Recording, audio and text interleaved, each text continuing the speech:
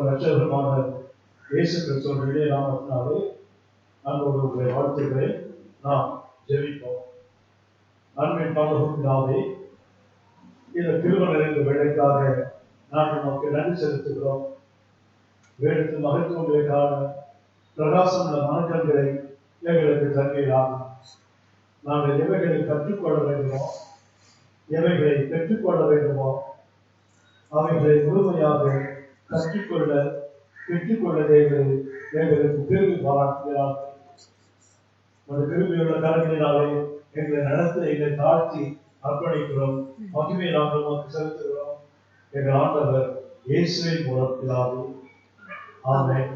ஆமென். ஆண்டவராகிய இயேசு நாமத்தினாலே அன்போடு மறுபடியும் வாழ்த்துகிறேன்.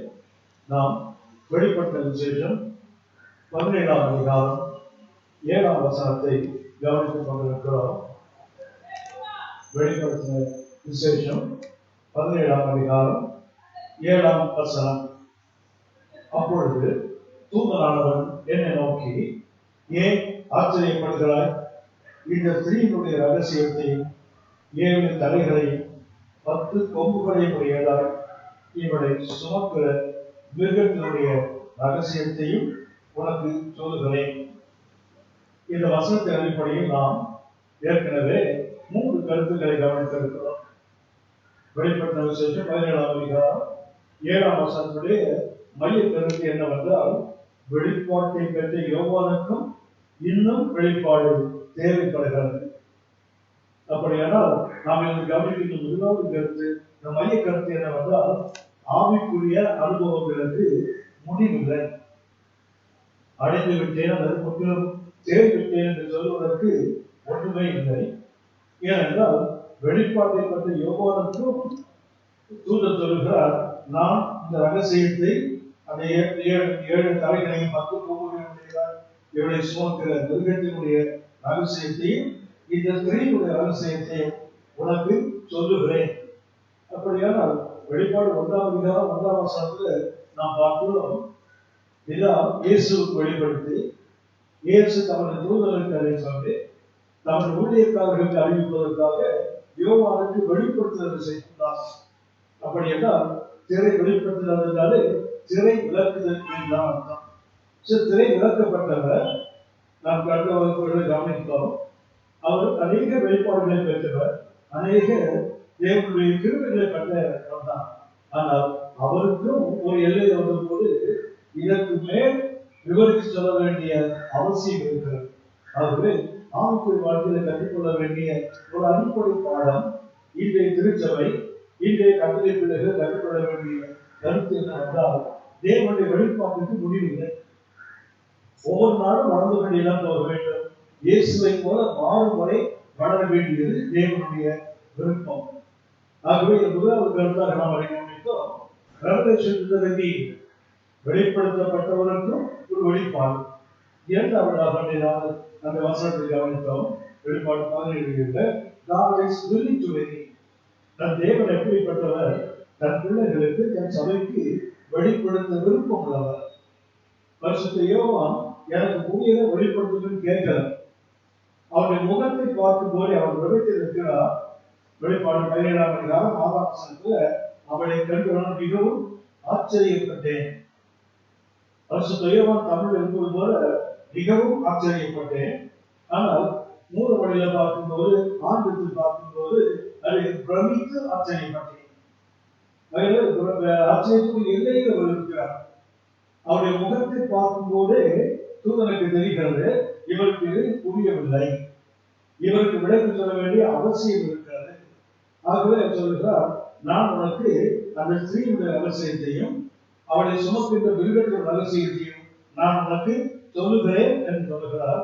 அதாவது பரலோகத்தின் தன்மை என்னவென்றால், நாம் கேட்டு சொல்லுவதல்ல, சொல்லுவதற்கு ஆர்வம் உள்ள, விருப்பம் உள்ள ஒரு ராஜ்யத்தின் பிள்ளைகள் தான் நீங்களும் தான். மூன்றாவதாக கவனித்தோம், சபைக்கு மறைவானது எழுதும் முன்னே 12ஆம் அதிகாரம் 1-2 வசனங்களை வாசித்தோம். திரளான மக்கள் இயேசுவிடத்தில் வருகிறார்கள். ஆனால் அவர் தமது சீஷர்களை பார்த்து சொல்லுகிறார், வெளியாக்கப்படாத மாலைகள் ஒன்றுமில்லை. அறியப்படாத ரகசியம் ஒன்றுமே இல்லை என்றுதான் வேதத்தில் காட்டுகிறது. அப்படியானால் அவருடைய சுவிசேஷத்திற்கு தேவன் அறிவிக்க தெளிவாக வெளிப்படுத்துகிறார். மூன்றாவது கருத்து கவனித்தோம், no mystery to the church. சபைக்கு மர்மம் என்று ஒன்றும் கிடையாது, வெளிப்படுத்தப்பட்டிருக்கிறது. நான்காவதாக வெளிப்பாடு 17ஆம் அதிகாரம் 7ஆம் வசனத்தின் அடிப்படையில் நான் கவனிக்க போகிற நான்காவது கருத்து என்னவென்றால், மறைக்கப்படாத கவனித்துக் கொண்டிருக்கும் மூன்றாவது கருத்துல சபைக்கு மறைவான ஒன்றுமே இல்லை. ஆனால் வேறு சுட்டி காட்டுகிறது, சபைக்கும் மறைக்கப்பட்டு சில கருத்துக்கள் இருக்கிறது. அதைத்தான் கவனிக்க வேண்டும். அப்படின்னா நான்காவது, இஃப் சம்திங் ஹிடன், ஏதாவது ஒன்று அல்லது எவையாவது சில சபைக்கு மறைக்கப்படுமானால், நான் சொன்னேன் பரலோகம் வெளிப்படுத்த காத்திருக்கிற பரலோகம், கேட்டு சொல்வதில்லை, கேட்காமலே சொல்ல விரும்புகின்ற பரலோகம். அடுத்தது மறைப்பொருளாகவே வைக்க விரும்பாத பரலோகம் தான்.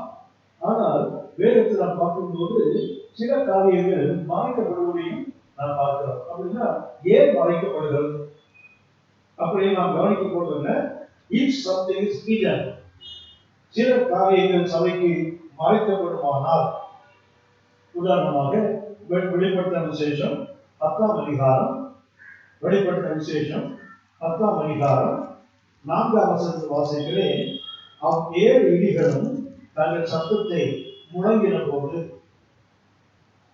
7 இடிகள் என்ன செய்யறதுன்னா, அந்த 7 இடிகளும் தங்கள் சத்தங்களை முழங்கின போது நான் எழுத வேண்டும் என்று இருந்தேன்.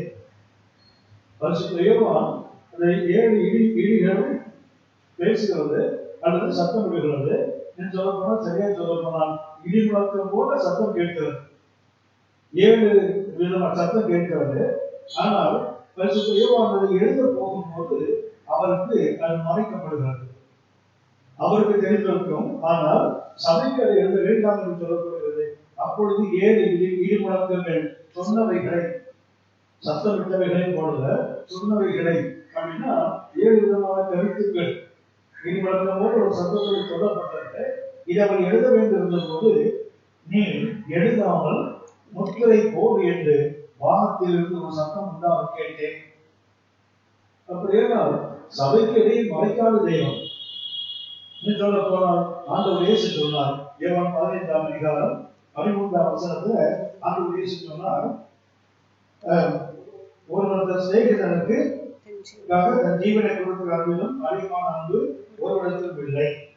அடுத்தது 15ஆம் வசனம் சொல்லுகிறார், இனி நான் உங்களை ஊழியக்காரன் என்று சொல்வதில்லை, ஊழியக்காரன் தன் எஜமான் செய்கிறதை அறிய மாட்டான், நான் உங்களை சிநேகிதர் என்றேன்.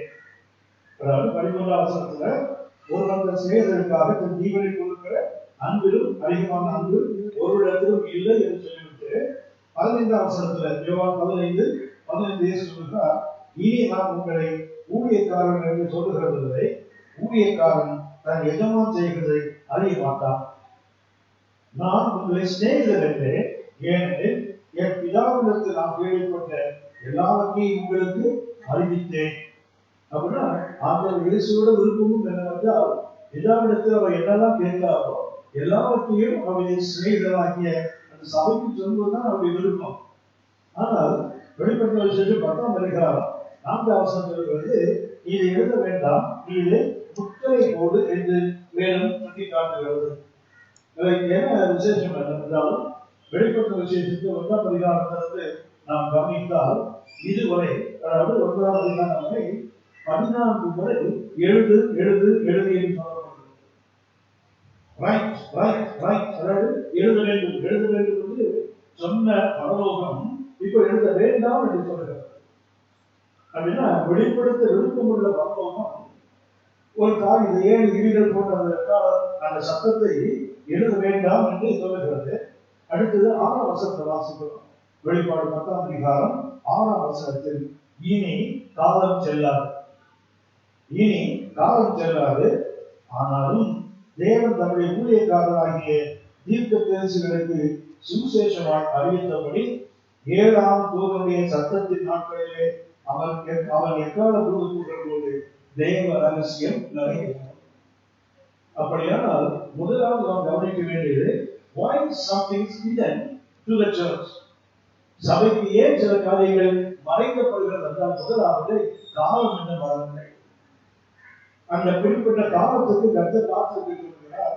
6வது வாசிக்கிறோம், 7ஆம் தூதனுடைய சத்தத்தின் நாட்களிலே அவன் எக்காலம் ஊத போகிற போது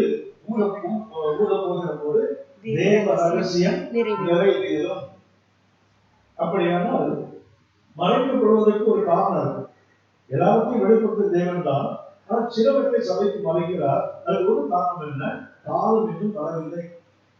தானியேல் புஸ்தகம், தானியேல் தீர்க்கதரிசி புஸ்தகம் 8ஆம் அதிகாரம் 26ஆம் வசனத்திலும் இதே போன்ற ஒரு கருத்தை நாம் வாசிக்கிறோம். தானியேல் 8ஆம் அதிகாரம் 26ஆம் வசனம்.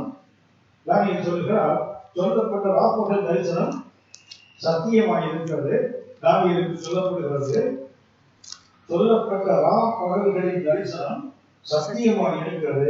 ஆதலால் இந்த தரிசனத்தை மறைத்து வை, அதற்கு இன்னும் அநேக நாள் செல்லும். அப்படியானால் ஏன் சில காரியங்கள் சபைக்கு மறைக்கப்படுகிறது என்றால், வெளிப்பாடு ஏன் மர்மமாக இருக்கிறது என்றால், ஒரு காரணம் காலம் இன்னும் நிறைவேறவில்லை. ஒரு நாள் சொல்லி காட்டுகிறேன். 2 தெசலோனிக்கேயர் 2ஆம் அதிகாரம் 2 தெசலோனிக்கேயர் 2ஆம் அதிகாரம் 7ஆம் வசனத்தை நாம் வாசிக்கிறோம். 2 தெசலோனிக்கேயர் 2ஆம் அதிகாரம் 7ஆம் வசனம். அக்கிரமத்தின் ரகசியம் இப்பொழுது கிரியை செய்கிறது, ஆனாலும் தடை செய்கிறவன் நடுவிலிருந்து நீக்கப்படுவனே அது வெளிப்படாது. கிரியை செய்து கொண்டிருக்கிற ஒரு அக்கிரமத்தின் ரகசியம் தான். ஆனால் அந்த ரகசியம் அதை தடை செய்கிறவன் இருக்கிற வரைக்கும் அது வெளிப்படாது. அவன் தடை செய்கிறவன் அகற்றுக் கொள்ளும் போது அது வெளிப்படும் என்று அர்த்தம். அப்படியா அக்கிரமத்தின் ரகசியம் செயல்பட்டு கொண்டுதான் இருக்கிறது. ஆனால் அது இன்னும் தெளிவாக வெளிப்படுத்தப்படவில்லை, மறைவாக வைக்கப்படுவதற்கு. அவனை தடை செய்கிறவன் அகற்றப்படும் போது அது தானாக வெளிப்படும். அவனுக்கு ஒரு காலத்தை கர்த்தர் நியமித்து வைத்திருக்கிறார். அந்த காலம் வரைக்கும் காத்திருக்க வேண்டிய அவசியம் அது உண்டு. அதுவே தேவன் வெளிப்படுத்தினவைகளை நாம் கீழ்ப்படிய வேண்டுமே தவிர, தேவன் வெளிப்படுத்தாதவைகளை நமது மனித மூளையை கொண்டு, நமது மாம்ச எண்ணங்களை கொண்டு, நமக்கு சின்ன ஆவிக்குரிய அனுபவங்களை கொண்டு அது இப்படிதான் அப்படித்தான் அப்படி சொல்லுவதை விட்டுவிட்டு தேவன் வெளிப்படுத்தாததை நாம் வெளிப்படுத்த வேண்டிய அவசியம் இல்லை. அதை நம்முடைய மனம் போல சில வேத பகுதிகளை பார்த்தீங்கன்னு சொன்னா, ஒவ்வொரு ஒரு தேவ மனுஷன் எழுதுகிறார். இந்த பைபிள் கமெண்ட் எழுதுறாங்க. அவங்க எப்படிப்பட்ட ஆளுங்கள்னா, அவங்க பெண்ல இங்கு தீர வரைக்கும் எழுதுவாங்க. அவங்க பெண்ல இங்கு இருக்குது, அதனால என்ன பண்றாங்க, எதெல்லாம் தோணுது எழுதிட்டே இருப்பாங்க. இது வரைக்கும் இங்கே இல்லைன்னு கண்டுபிடிக்கிற வரைக்கும் எழுதுவாங்க. இதுதான் இன்றைக்கு தேவன் வெளிப்படுத்தாதவைகளை நாம் அதை வெளிப்படுத்த வேண்டும் என்ற அவசியம் இல்லை. ஏன்னா அது ஒரு காலத்துக்காக அது வைக்கப்பட்டிருக்கிறது. அந்த காலம் தானாக விலகி போகிறது. ஆகவே காலத்துக்கு முந்தி எதையும் நாம் விரும்ப வேண்டிய அவசியம் இல்லை. அதுதான் இளைய மகன் 15ஆம் அதிகாரத்துல அந்த இளைய மகனுடைய வீழ்ச்சிக்கு முதல் காரணமே என்ன பண்ணுகிறான், தகப்பனிடத்தில் என்னுடைய பங்கை சோதனை தான் என்று கேட்கிறானே, காலத்துக்கு முந்தைய கேட்கிறான். தகப்பன் கொடுக்கும் போது இல்லை, தகப்பன் மதிக்கும் போது தான் வரப்போகும். ஆனால் காலத்துக்கு முந்தி அதே போல நாம் எழுந்திருக்கோம். யாக்கோபு வஞ்சித்து ஏமாற்றி ஈசாக்கு ஆசீர்வாதத்தை பெறுகிறான். ஆனால் அந்த ஆசீர்வாதத்தை அனுபவிக்க முடியல. அவன் அதை விட்டு பேசலாவை விட்டு 16ஆமுக்கு ஓடி போகிறான். 16ஆவது கர்த்தர் அவனுக்கு ரெட்டிப்பா 2 பரிவாரங்களை கர்த்தர் வைத்திருக்கிறார். இன்னும் சொல்ல போனால் யாக்கோபு கர்த்தருடைய சிரேஷ்ட புத்திரன். ஈசாக்கு சிரேஷ்ட புத்திரன். நிறைய தாய் கர்ப்பத்துக்குள்ளே கற்றுக்கிறார். மூத்தவரை வெறுத்து இவர்களை சிநேகித்தால் பின்னாடி வர அவன் தான் என்னுடைய சிரேஷ்ட புத்திரன். இவனுக்கு நான் சுதந்திரம் வச்சிருக்கிறேன், எங்க 16 சீனியா வச்சிருக்கேன். ஆனா இவன் பேசுவாங்க இருந்தா என்ன ஆச்சு, காலத்துக்கு முந்தி அதை விரும்பினால் அதை விட்டு ஓடுறார் போறாங்க. இது மிகவும் கவனிக்க வேண்டிய ஒன்றாகவே கர்த்தர் வெளிப்படுத்தாமல் இருந்தால் சபைக்கு ஒரு முதலாவது காரணம் காலத்துக்கு காத்திருக்க வேண்டும். அதைத்தான் வேறு சொல்லி காட்டுகிறது. ஒவ்வொரு ஒரு காலம் இருக்குதுங்க. நாம் வளர்ந்து இருக்கிறோம். யோவான் 2ஆம் அதிகாரம் 4ஆம் வசனத்துல நானாவது திராட்சரசம் குறைபடுகிறது. திராட்சரசம் குறைபட்ட போது ஆண்டவர் இயேசுடைய தாயார் போய் அவரை கேட்கிறாங்க. திராட்சை குறைபட்டு இசைச்சு அவரை நோக்கி அவருக்கு திராட்சரசம் இல்லை, திராட்சரசம் குறைந்துதான் போயிருக்கிறது. ஆனால் அந்த அன்னை சொல்கிறார்கள் திராட்சரசம் இல்லை. 4ஆம் வசனம் இயேசு சொல்கிறார், ஸ்ரீயே எனக்கு உனக்கும் என்ன, என் வேலை இன்னும் வரவில்லை. ஆண்டவர் இயேசு காலத்துக்கு முந்தைய பிந்திய எதையும் செய்வதில்லை, அதன் காலத்தில் நேர்த்தியா செய்கிற தெய்வம். ஆனால் பிரசங்கி 3ஆம் அதிகாரம் 11ஆம் வசனம் அப்படின்னா அதன் காலத்தில் நேர்த்தியா செய்கிற ஒரு தேவன் நாம் ஆராதிக்கிற தேவன். எந்த காலத்தில் எந்த வழிபாடு வேண்டுமோ அதை கொடுப்பதற்கு அவர் காத்திருக்கிறார். என்ன வேண்டும்? இந்த காலத்தை பற்றி அறிவு உங்களுக்கு எனக்கும் மிக மிக அவசியமானது. ஒன்று, தண்ணீர் திராட்சரசம் மாறுவதற்கு இயேசு அற்புதத்தை செய்து தனது மகிமையை வெளிப்படுத்துவதற்கு ஒரு காலம் இருக்கிறது. அந்த காலம் இன்னும் வரவில்லை. அடுத்து ஒன்றை சொல்லி காட்டுகிறேன். அதே யோவான் 7ஆம் அதிகாரம் 8ஆம் வசனத்தில் ஆண்டவர் இயேசுவை விசுவாசிக்காத அவருடைய சகோதரர்கள் சொல்கிறார்கள். 5ஆம் வசனத்தை வாசிக்கிறேன். அவருடைய யோவான் 7ஆம் அதிகாரம் 5ஆம் வசனம், அவருடைய சகோதரரும் அவருடைய விசுவாசியாளர்களினால் இப்படி சொன்னார்கள். எப்படி சொன்னாங்க? பிரபலமாக இருக்க விரும்பணுமா, ஏன் அந்த இடத்தில் செய்கிறாய்? நீங்க எங்க இருக்கணும்?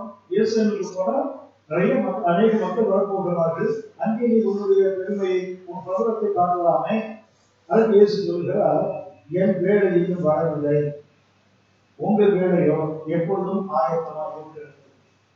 அப்படி என்றால் அடுத்து சொல்கிறார், அவர் இயேசு முக்கியமாக 8ஆம் வசனத்துல, நீங்கள் இந்த பண்டிகைக்கு போங்கள், என் வேலை இன்னும் வராதபடியால் நான் இந்த பண்டிகைக்கு போகிறதை சொல்ல இப்பொழுது போகிறதில்லை.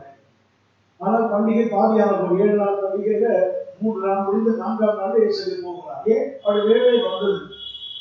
அப்படி என்றால் தேவன் காலத்துக்கு முன்பு இடையும். ஆனால் அதே யோவான் 17ஆம் அதிகாரம் 2ஆம் வசனத்தில் ஆண்டவர் இயேசு பிதாவை நோக்கி ஜெபிக்கிற அந்த ஜெபத்தில் பிதாவே வேலை வந்தது. அப்படின்னா ஆண்டவர் இயேசு காலத்தை குறித்த மிக தெளிவான ஒரு தரிசனம் உள்ளவராக இந்த பூமி நமக்கு ஒரு மாதிரியை வைத்து போயிருக்கிறார். இந்த காலத்தை கணிக்கின்ற நேர்மை உங்களுக்கு மிக அவசியமானது. இந்த காலத்தினுடைய எந்த காலத்தில் எப்படி நடந்து கொள்ள வேண்டும் என்பது நாம் அறிந்து கொள்ள வேண்டிய மிக முக்கியமான ஒன்று. மாத்திரமல்ல, அதே யோவான் 9ஆம் அதிகாரம் 4ஆம் வசனத்தில் பார்த்தால் இயேசு சொல்கிறார், பகற்காலம் இருக்கு மட்டும் நான் என்னை அனைப்படும் கிரியை செய்ய வேண்டும், ஒருவரும் கிரியை செய்யக்கூடாத நாட்காலம் வருகிறது. அவர் கிரியை செய்வதற்கு கூட அந்த நேரத்தை காலத்தை தான் அதிகமாக அவர் கவனித்துக் கொண்டிருக்கிறார். இன்னொரு உதாரணத்தை நான் சொல்லி காட்டுகிறேன். யோவான் நற்செய்தி 11ஆம் அதிகாரம்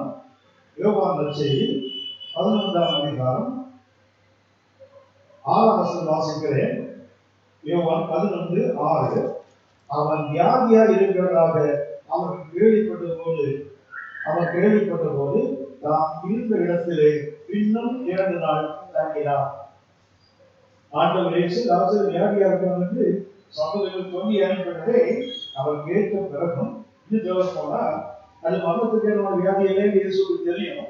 ஆனாலும் அவர் அதை கேள்விப்பட்ட பிறகு 2 நாள் தாமதிக்கிறார். ஏன்?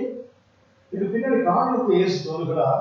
அதே யோவான் 11ஆம் அதிகாரம் 15ஆம் வசனத்தில் ஏன் அவர் காலதாமதம் செய்கிறார், இன்னும் ஒரு வேலை வரவில்லை என்று சொல்லி காட்டுகிறார். நாம் அங்கே இராததினால் நீங்கள் விசுவாசம் உள்ளவர்கள் அவர்களுக்கு ஏது உண்டு உங்கள் நிமித்தம் சந்தோஷப்படுகிறேன். இப்பொழுது அவரிடத்துக்கு போவோம் வாருங்கள். நல்ல கவனிங்க, அதனிடத்தில் போவோம் சொல்லல, அவனிடத்தில் பாருங்க. இன்னும் உயிரோடு தான் இருக்கிற இயேசுவின் சிந்தையில, இயேசுவின் சிந்தையில அதனிடம் அவன் விடம், அதனிடம் சொல்லி இருக்கணும். அவனிடம் மிக கவனிக்க வேண்டிய ஒன்று. ஏன் 2 நாள் நீங்க காலம் பண்ணீங்க? பின்னாடி சகோதரிகள் சொல்றாங்க, ஆண்டவரே இப்போது 4 நாள் ஆயிட்ட, நாளுமே அதே 11:39 சகோதரி ஆண்டவரே நல்ல எடுத்து சொல்றீங்க, 4 நாள் ஆயிடுச்சு, 4மே அப்படின்னா இயேசு எதற்கு அவர் கேள்விப்பட்டு இன்னும் 2 நாள் சென்று 4வது நாள் போகிறார். அவன் குறித்து 4ஆம் நாள் அங்கு சேர்க்கிறார். ஏன் அந்த 4ஆம் நாள்? யூதர்களுடைய ஒரு பெரிய நம்பிக்கை இதுல இருக்கு.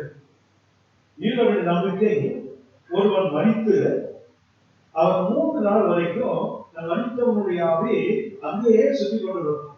எதற்கென்றால் மறுபடியும் ஒரு வாய்ப்பு கிடைத்தால் திரும்ப உடம்புல வந்தோம்னா அவங்க நம்பினாங்க. அது ஒரு மூட நம்பிக்கை.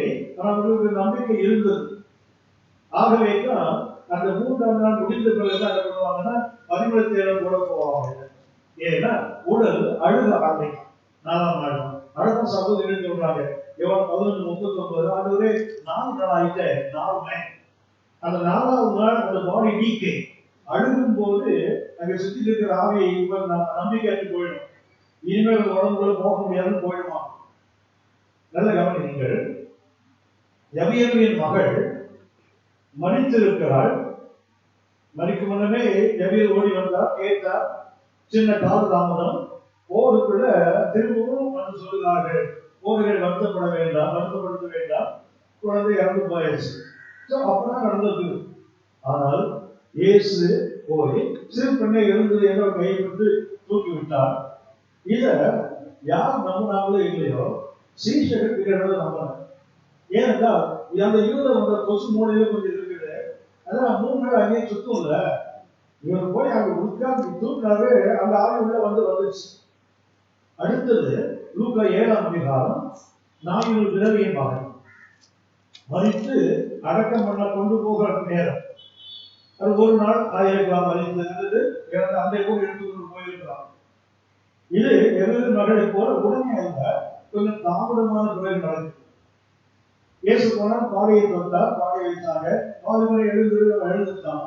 சீஷர்கள் நினைச்சுப்பாங்கன்னா இதுவும் அதுதான், இதுவும் அதுதான். அந்த பெண்ணை எடுத்துக்காக போல நாம 3 சுத்தம் இல்ல.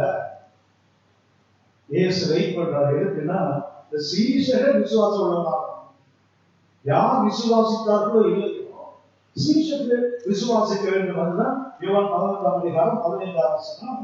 நாம் அங்கே இராததினால் நீங்கள் விசுவாசம் உள்ளவர்கள் ஆவதற்கு ஏது உண்டு என்று உங்கள் நிமித்தம் சந்தோஷப்படுகிறேன். இப்படி அவர்களுக்கு போவோம். 4ஆம் நாளில் இயேசு சொல்கிறார். அப்படின்னா அந்த மூட நம்பிக்கை உள்ளவர்கள் பார்க்கும்போது அது ஒரு உயிர்த்ததாகவே தெரியாது. என்ன நினைக்கிறாங்க? சும்மா சொன்னாலும் இந்த ஆவிதான் நம்ம தாத்தா பாட்டி சொல்லியிருக்காங்க, செத்தவன் ஆவிக்கு தான் சுத்தம், ஆகவே அவங்க வந்து விடும், அப்படி வந்திருக்கோம். இயேசு அதேதான் அந்த வெளிப்பாடு. காலத்துக்கு முந்தி அந்த சரியான காலத்தில் அதற்கு முன்னாடி வெளிப்படுத்தினால் அநேகர் அதை ஏற்றுக்கொள்வதற்கு விசுவாசிப்பதற்கு இறைவராக இருக்கும். ஆகவே ஆண்டு என்ன பண்றாருன்னா காலம் தாழ்த்தி 4 நாள் போகலாம். அவங்களே சொல்லணும், ஐயோ நாளைக்கு போயிடுமே, நாட்டம் அடிக்குமே, 4 நாள் ஆயிடுச்சு. சீக்கிரம் கேட்கணும். ஓஹோ, இது சும்மா ஏதோ அப்படி வந்த ஆவி இல்ல, இது உயிர்த்தெழுந்த தேவனுடைய வல்லமையுடைய அந்த தன்மையினால் வருவது என்ற அவருக்கு தெரியணும். அதற்காகத்தான் இயேசு காலதாமதம் செய்கிறார். அதே போலத்தான் வெளிப்பாடுகளே உடனே சொல்லிட்டு இருந்தால் அநேக காலத்துல அந்த மேன்மை புரியாது, அந்த மகிமை வெளிப்படாது. மற்றவர்களை பற்றி இயேசு கவலை இல்லை. அவருடைய சீஷர்கள் அவரை பின்பற்றி வர விரும்புகிறவன் எல்லாவற்றையும் வெறுத்து ஒழித்து விட்டு பரலோகமே போதும், ஆண்டவரே எனக்கு போதும் என்று வராங்கல்ல, அவர் விசுவாசம் உள்ளவராக வேண்டும். ஆகவே கர்த்தர் அந்த காலத்திற்காக அவர்கள் தள்ளி வைக்கிறார். அப்படியானால் வெளிப்படுத்த விரும்புகின்ற பரலோகம் ஏன் சில காரியங்களை மறைத்து வைக்கிறது என்றால் அதுக்கு ஒரு காரணம் இருக்கு. மிக முக்கியமான காரணம் காலம். அந்த காலத்துக்கு தேவன் அதை காத்திருக்கிறார். இரண்டாவது நான் சொல்லி காட்டுகிறேன். ஏன் ஒரு காரணம் காலம். அந்த குறித்த காலத்துக்கு தரிசனம் வைக்கப்பட்டிருக்குது. முடிவு விளங்கும். 2வது அதுதான் குறித்த காலம். ஒரு காலம் தரிசனம் வைக்கப்பட்டு முடிவே அது விளங்கும். அது தாமடிக்காது, தாமதிக்காது சொல்லாது, அது வரும் கட்டிக்கு. ஏனென்றால் ஒரு குறித்த காலம் ஒன்று இருக்கிறது, அது வரைக்கும் அது வைக்கப்பட்டிருக்கிறது. ஆகவே இது மிக அவசியமானது. உடனே எனக்கு வெளிப்படுத்தணும். அது ஏன் இன்னும் மறைபொருள் அதை கொஞ்சம் நிறுத்திட்டு மனிதன் காலத்தில் நேர்த்தியா செய்கிற தேவன் நாம் ஆராதிக்க வேண்டும். அந்த புரிந்து கொள்ளுதல் இன்றைக்கு சபைக்கு வேண்டும், தேவ ஜனங்களுக்கு வேண்டும். இரண்டாவதாக ஏன் எல்லாமே வெளிப்படுத்தாமல் சில காரியங்கள் மறைக்கப்பட்டிருக்கிறார். இரண்டாவது ஒரு காரணத்தை நான் சுட்டி காட்டுகிறேன். இது ஆதியாகமம் 3ஆம் அதிகாரம் 22ஆம் வசனத்தை அடிப்படையாக கொண்டு இரண்டாவது கருத்தை நான் சுட்டி காட்டுகிறேன். 3ஆம் அதிகாரம் 22ஆம் வசனம் ஆதியாகமம். பின்பு தேவனாகிய கர்த்தர், இதோ மனுஷன் நன்மை தீமை அறியத்தக்கவனாய் நம்மில் ஒருவனை போல் ஆனான். இப்பொழுதும் அவன் தன் கையை நீட்டி ஜீவ விருட்சத்தின் கனியையும் பறித்து புசித்து என்றைக்கும் உயிரோடு இராதபடிக்கு செய்ய வேண்டும். நாம் அறிந்திருக்கிறோம். ஆதியாகமம் 2ஆம் அதிகாரம் 9ஆம் வசனத்தில், ஆதியாகமம் 2:9, தேவனாகிய கர்த்தர் பார்வைக்கு அழகு, அடுத்தது புசிப்புக்கு நலமான சகலவித விருட்சங்களையும் தோட்டத்தின் நடுவில் ஜீவ விருட்சத்தையும் நன்மை தீமை அறியத்தக்க விருட்சத்தையும் பூமியிலிருந்து முளைக்க பண்ணினார். எல்லா விதமான அழகானவைகள் அல்லது நலமானவைகளாக கற்று படைத்தார். ஆனால் அந்த தோட்டத்தின் நடுவில், அந்த ஏரி தோட்டத்தின் நடுவில் கர்த்தர் 2 விருட்சங்களை படைக்க பண்ணுகிறார். அதுல முன்னுரிமை என்றால் ஜீவ விருட்சம். முன்னுரிமை என்னவென்றால் அதுக்கு முதல்ல தேவன் அந்த ஜீவ விருட்சத்தை தான் படைக்கிறார். அதுக்கு அடுத்ததுதான் நன்மை தீமை அறியத்தக்க நாலேஜ், அறிவை கொடுக்கின்ற அந்த பதத்தை இரண்டாவது தான் உருவாக்குறாங்க. வேதத்தை காட்டுகிறது. முதல்ல ஜீவ விருட்சத்தையும் நன்மை தீமை அறியத்தக்க விருட்சத்தையும் பூமியிலிருந்து முளைக்க பண்ணினார். முதல் மரம் என்னவென்றால் ட்ரீ ஆஃப் லைஃப், ஜீவன் அளிக்கின்ற மரம். இரண்டாவதாக 2ஆம் அதிகாரம் அந்த 1ஆம் வசனத்துல இரண்டாவது நன்மை தீமை அறியத்தக்க விருட்சம் போட்டிருக்கிற. இதற்கு அர்த்தம் என்னவென்றால், இது ஆதியாகமம் 2ஆம் அதிகாரம் 17ஆம் வசனத்துல, ஆனாலும் நன்மை தீமை அறியத்தக்க விருட்சத்தின் கனியை புசிக்க வேண்டாம். கர்த்தர் ஜீவ விருட்சத்தின் கனியை புசிக்க வேண்டாம் என்று சொல்லவில்லை. 2 தான் நடுவில் இருக்குது. முதலாவது படைக்கப்பட்டது ஜீவ விருட்சம். ஆனா கர்த்தர் அதை மறுக்கவில்லை, இதை மறுக்கிறார். ஏனென்றால் 2க்கும் காரணம் இருக்கு. ஜீவ விருட்சம் என்பது எதன் அடையாளம் என்னவென்றால், இது ட்ரீ ஆஃப் லைஃப். ஆதாமுக்குள் இருக்கிற ஜீவன் எங்கிருந்து வந்தது? அவர் கூடிய சுவாசத்திலிருந்து வந்ததுனால. அப்படின்னா அதுக்கு அர்த்தம் என்ன? இது ஜீவ விருட்சம் ஏன் வந்தது என்றால், ஏனென்று வச்சுக்கிட்டோம்னா, ஆதாம் இதை பார்க்கும்போது என்னுடைய ஜீவன் அவரிடத்திலிருந்து வந்தது. அவன் ஆசையை ஊதினார், அப்போ அவர் ஜீவ ஆத்மாவானார். அந்த ஜீவ ஆத்மாவாக மாறும்போது அவருக்கு என்ன தெரியணும்? அந்த மரத்தை பார்க்கும் போதெல்லாம் என்னுடைய ஜீவனுடைய ஆரிஜின், என்னுடைய ஜீவனுடைய அந்த ஆதாரம் எங்க இருக்குன்னா அவருக்குள் இருக்கிறது, அவரிடத்திலிருந்து வந்த ஜீவன். இரண்டாவதாக அந்த நன்மை தீமை அறியத்தக்க விருட்சத்தை பார்க்கும் போதெல்லாம் அவனுக்கு ஒன்று தெரியணும், இது தேவன் எனக்கு கொடுத்த அதிகாரத்தின் எல்லை. 2ஆம் அதிகாரம் 1ஆம் வசனத்துல அந்த நன்மை தீமை அறியத்தக்க விருட்சத்துல அது எதை குறிக்கிறது என்றால், இது தேவன் மனிதனுக்கு முதல்ல கொடுத்தது ஜீவனை கொடுத்தார் என்பதற்கு அந்த மரம். அடுத்தது அவனுக்கு தேவன் அதிகாரத்தை கொடுத்தார். ஆதியாகமம் 1ஆம் அதிகாரம் 28ஆம் வசனத்தை வாசிக்கிறோம். நீங்கள் பின்பு தேவன் அவரை நோக்கி, நீங்கள் பலுகி பெருகி பூமியை நிரப்பி அதை கீழ்ப்படுத்தி சமுத்திரத்தின் மச்சங்களையும் ஆகாயத்தின் பறவைகளையும் பூமியின் மேல் நடமாடுகிற சகல ஜீவ ஜந்துக்களையும் ஆண்டு கொள்ளுங்கள் என்று சொல்லி தேவன் அவர்களை ஆசீர்வதித்தார். தேவன் அவர்களுக்கு ஜீவனை மாத்திரம் கொடுக்கல, ஆளுகின்ற அந்த மேன்மையை கொடுக்கிறார். இந்த ஆளுகையின் அடையாளம் தான் அந்த நன்மை தீமை அறியத்தக்க விருட்சம். நமக்கு எதை சுட்டி காட்டுகிறது? வேதத்தை வாசிக்கிறோம். ஏக வானத்துல பூமியில பூமியினுள்ள தண்ணீருக்குள்ள எல்லாவற்றையும் ஆண்டு கொள்ளலாம். ஆனால் அவருக்கு ஒன்று தெரிய வேண்டும், இந்த மரத்தை பார்க்கும் போதெல்லாம் தெரியணும், இந்த அதிகாரம் எங்க இருந்து வந்தது? அவரிடத்திலிருந்து வந்தது. நான் அவர் அதிகாரத்துக்கு உட்பட்டவர். மிக அவசியமானது. அந்த ஏன் அந்த நன்மை தீமைகளை வச்சு அங்க வைக்கப்பட்டதுன்னா அதை பார்ப்பவர்களுக்கு தெரியணும். இன்றைக்கு அனுப்பியிருக்கிற அதிகாரம், ஆண்டு கொள்கின்ற அதிகாரம் தேவன் கொடுத்தது. ஆனால் இந்த அதிகாரம் அவருடைய அதிகாரத்துக்கு மட்டுப்பட்டது, அவருக்கு அடங்கி இருக்க வேண்டும். சொல்ல போனால் ஆங்கிலத்தில் சொன்னால் தேவனிடத்தில் இருப்பது இன்ஹெரண்ட் அத்தாரிட்டி, தன்னிலை தான் அதிகாரம் உள்ளவர். ஆனால் ஆதாமுக்கு கொடுத்தது டெலிகேட்டட் அத்தாரிட்டி. அந்த இன்ஹெரண்ட் அத்தாரிட்டி, தன்னிலை தான் அதிகாரம் உள்ள தேவன் தன்னுடைய அதிகாரத்துல ஒரு பகுதி அவனுக்கு கொடுக்கிறார். நீ எல்லாவற்றையும் ஆண்டு கொள்ளலாம், ஆனா நீ எனக்கு கீழே இருக்கிறவன். அதை சொல்லுவதற்கு தான் கர்த்தர் அதை கொடுத்தான். அடுத்திருக்கிறோம், கர்த்தர் அந்த ஜீவ விஷயத்தை வைத்த நோக்கம், இந்த ஜீவன் நான் உனக்கு கொடுத்தது. அந்த நன்மை தீமை அறிவிக்க வெளிச்சம் என்ன? இந்த அதிகாரம் நான் உனக்கு கொடுத்தது.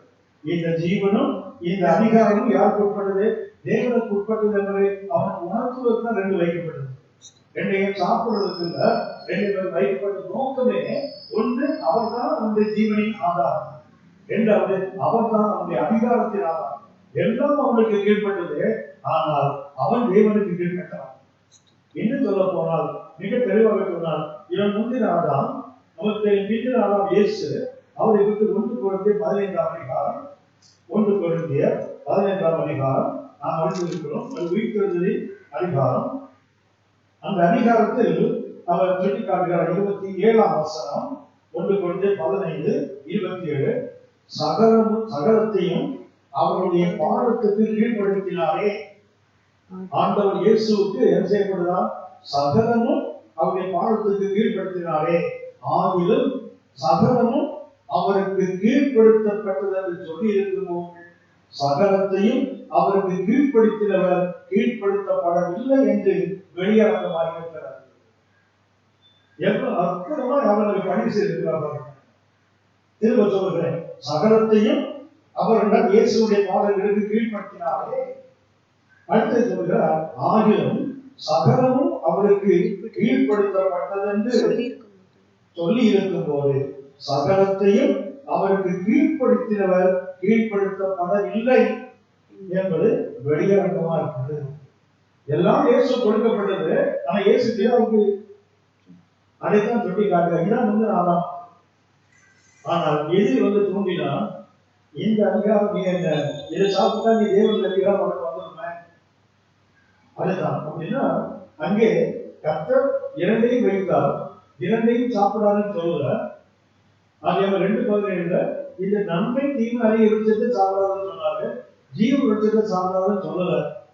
ஆனால் 3ஆம் அதிகாரம் 22ஆம் வசனம் ஆதியாகமத்துல சொல்கிறார், மனுஷன் பெண்ணாயிட்டான், நன்மை தீமை அறிந்து நம்மில் ஒருவனை போல் ஆயிட்டான்.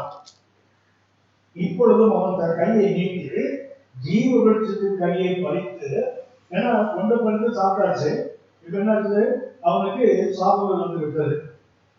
அடுத்தது என்ன பண்ணுவான்? பிசாசு என்ன பண்ணுவான்? அடுத்தது அவனை தூண்டுவான், அந்த அதையும் சாப்பிட்டு அதை சாப்பிட்டால் என்ன ஆகும்னா சாக மாட்டான். சாகாவிட்டால் என்ன ஆகும் அப்படின்னா, இப்போ அவன் அந்த ஜீவத்தில் அந்த நன்மை தீமை அறிவிக்க வச்சு விருட்சத்தின் கனியை சாப்பிட்டதுனால அவன் சின்ன பாவி ஆயிட்டான். இந்த ஜீவத்தின் கனியையும் ஒரு பருத்து சாப்பிட்டால் நித்திய பாவி ஆயிடுவான். சாதாரண ஒரு பாவியாக வாழ்ந்து கொண்டே இருப்பான். ஆதாம் முன்னாடி உயிரோடு இருந்திருப்பான். கர்த்தர் அன்னைக்கு மறைக்காவிட்டால் என்ன ஆயிடுச்சுன்னா, இன்றைக்கு வரைக்கும் ஆதாம் இருப்பான். ஆதாம் கனியோட எத்தனை கோடி கலந்துருக்கிறோம், அத்தனை கோடி வேடியாவே சுத்திட்டு இருக்கான். எல்லாமே ஆதாமை போல நித்திய பாதையா சுத்திட்டு இருப்பான். இவனை மீட்பதற்கு ஒரு நாள் இயேசு பிறந்தார். இயேசு சாக முடியாது. இயேசு சாகாவிட்டால் மீட்பு இல்லை. மீட்கப்பட வேண்டுமானால் மரணம் வேண்டும். அந்த மரணம் வேணும்னா சாகம். ஆதாமின் சந்ததி செத்தால்தான், ஆதாம் மரித்தால்தான் பின்னாடி ஒரு ஆதாம் மதிக்க முடியும். மறுத்தால்தான் அப்படின்னா எதற்காக இது மறைக்கப்பட்டது என்றால், அவ்வாய் எட்டர்னல் சின்னர், நித்திய பாவியாக ஒருவன் மாறிவிடக் கூடாது என்பதற்காக கர்த்தர் அவனுக்கு அந்த நித்திய மரணத்தை தவிர்ப்பதற்காக அந்த ஜீவ சிந்தனையை மறுக்கிறார் அல்லது மறைக்கிறார். போகிற வழியை அடைத்து விட்டார். ஆனால் அது நிரந்தரம் அல்ல. ஜீவ விருட்சத்துக்கு போக வழி இருக்குது, அது அடைக்கப்பட்டது, அது நிரந்தரம் அல்ல. வெளிப்படுத்தின விசேஷம் 2ஆம் அதிகாரம், வெளிப்பாடு 2ஆம் அதிகாரம் 7ஆம் வாசிக்கிறோம். எபேசு சபைக்கு கொள்ளப்பட்ட ஆசீர்வாதம், ஆவியானவர் சபைகளுக்கு சொல்லுகிறதை காதுள்ளவன் கேட்க கடவன். ஜெயம் கொள்ளுகிறவன் எவனோ அவனுக்கு தேவனுடைய பரதீச மத்தியில் இருக்கிற ஜீவ விருட்சத்தின் கனியை ருசிக்க கொடுப்பேன் என்று எழுது. கவனித்துக் கொள்ளுங்கள். ஜீவ விருட்சத்தை கர்த்தர் வைத்த நோக்கம் என்னவென்றால், வெற்றி பெற்றவர்களுக்கு கொடுப்பதற்கு ஜீவ விருட்சம். ஆனால் முந்தின ஆதாம் அவன் not victorious, he became defeated. தோற்று போனவனாக நிற்கிறான், தோல்வடைந்தவனாக நிற்கிறான், நிர்வாணத்தை மூட முயற்சி செய்து முடியாதவனாக நிற்கிறான். இப்ப கர்த்தர் சொல்லுகிறார், நாம் இதை மறைப்போம், நாம் இந்த வழியை அடைத்து விடுவோம். ஏன்? அவன் நித்திய பாவம் யாரும் இருக்கக்கூடாது. யாருக்கு இது பாவத்தை தேவன் வைத்திருக்கிறார்? ஒன்லி ஃபார் தி விக்டோரியஸ், வெற்றியாளர்களுக்கு கொடுப்பதற்கு வைத்திருக்கிறார். ஆனால் முந்தின ஆதாம் தோற்று போனவனாக இருக்கிறான். இந்த தோற்று போனவன் அதை சாப்பிடக்கூடாது. சாப்பிட்டாலும் அந்த தோல்வியிலேயே நிச்சயமாக வாழ்ந்து கொண்டிருப்பான். அப்படியானால் தேவன் மறைப்பதற்கு 2வது காரணம், வெளிப்பாடுகளை கட்ட கொடுப்பார். ஏன் அதை மறைக்கிறார் என்றால், 2வது காரணம் to avoid eternal death, அந்த நித்திய மரணத்தை தடுப்பதற்காக, மனிதனுக்கு மீட்பின் வழி அடைக்கப்படாமல் இருப்பதற்காக கர்த்தர் அந்த ஜீவவிருட்சத்துக்கு போற வழியை அடைக்கிறார். அப்படின்னா கர்த்தர் சில நேரங்களில் சபைக்கும் தெய்வ பிள்ளைகளுக்கும் தேவ மனிதர்களுக்கும் சில காரியங்களை மறைக்கும் போது அதுக்கு பின்னாடி ஒரு காரணம் இருக்குது. எதற்கென்றால், நீங்களும் நானும் அந்த நித்தியமான மரணத்தை சந்தித்து விடக் கூடாது என்பதற்காக எப்படி ஜீவவிருட்சம் மறைக்கப்பட்டதோ அப்படியே நமக்கு மறைக்கப்படுகிறது. ஆனால் என்றைக்கும் அல்ல, நாம் வெற்றியாளனாக இயேசுவை போல ஒரு நாள். வெளிப்பட்ட விசேஷம் 3ஆம் அதிகாரம் 21ஆம் வசனத்தை வாசிக்கிறோம். நான் ஜெயம் கொண்டு என் பிதாவுடைய சிங்காசனத்தில் அவருடைய கூட உட்கார்ந்தது போல ஜெயம் கொள்கிறவன் எவனோ அவனும் என்னுடைய சிங்காசனத்தில் என்னுடைய கூட உட்கார்ந்தபடி அருள் செய்வேன் என்றால், அப்படின்னு யார் கேட்டால் வெற்றியாளர். தேவனுடைய மறைத்தால் அது நிச்சயமாக மறைக்கப்படுவதில்லை, கண்டிப்பாக கொண்டு வெளிப்படுத்தப்படும். ஆனால் ஒரு காலம் இருக்கிறது, 2வது தேவனுக்கு ஒரு நோக்கம் இருக்கிறது. நிச்சயமான மரணம் மனித குலத்துக்கு வந்துவிடக்கூடாது, சபைக்கு வந்துவிடக்கூடாது, அவனுக்கு ரட்சிப்பின் வழியை போடும் திறந்தே இருக்க வேண்டும் என்பதற்காக கர்த்தர் சில காரியங்களை முறைக்கிறார். 3வதாக ஒரு காரணம் சொல்லி காட்டுகிறேன். எதற்காக தேவன் அதை மறைக்கிறார் என்றால், inability to understand. கர்த்தர் சில நேரங்களில் சில காரியங்களை மறைமுகமாக வைக்கிறார் என்றால், 3வது காரணம் என்னவென்றால், இது நமக்கு மனித குலத்தினுடைய, இன்னும் சொல்ல போனால் மீட்கப்பட்டவர்கள் தான், கிருபைகளை பெற்றவர்கள் தான், தேவ அழைப்பு பெற்றவர்கள் தான், தேவனோடு உறவாடுகிற பரிசுத்தவான்கள் தான். ஆனாலும் புரிந்து கொள்வதில் சில குறைகள் உண்டு. inability, எபிலிட்டி திறன், inability என்றால் திறனின்மை. என்ன திறனின்மை? புரிந்து கொள்வதில் சில நேரத்தில் திறன் அற்றவர்களாக காணப்படுகிறோம். யோவான் 13ஆம் அதிகாரம் 7ஆம் வசனத்தில் நாம் அதை வாசிக்கிறோம். யோவான் 13ஆம் அதிகாரம் 7ஆம் வசனத்தில் ஆண்டவராகிய இயேசு அங்கே இருக்கும்போது, யாரும் கால்களை கழுவதற்கு முன்வராத போது ஆண்டவர் இயேசு எழுந்து பண்டிகை பாதையிலிருந்து எழுந்து வஸ்திரத்தை கலத்தி வைத்துவிட்டு ஒரு சீலை எடுத்து அவைகளை கட்டிக்கொண்டு, 5ஆம் வசனம் யோவான் 13:5, இன்று பாத்திரத்தில் தண்ணீர் பார்த்து சீஷருடைய கால்களை கழுவவும் தாம் கட்டிக்கொண்டு விஷயினால் உடைக்கவும் தொடங்கினார். அவர் சீமோன் பேதுருவிற்கு வந்தபோது அவன் அவரை நோக்கி, ஆண்டவரே, என் கால்களை கழுவலாமா என்றார்.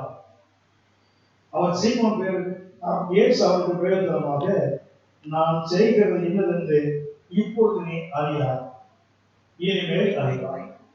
அப்படின்னா inability to understand. இப்ப நான் சொன்ன உனக்கு அது புரியாது. Because you are inable, you are unable to understand.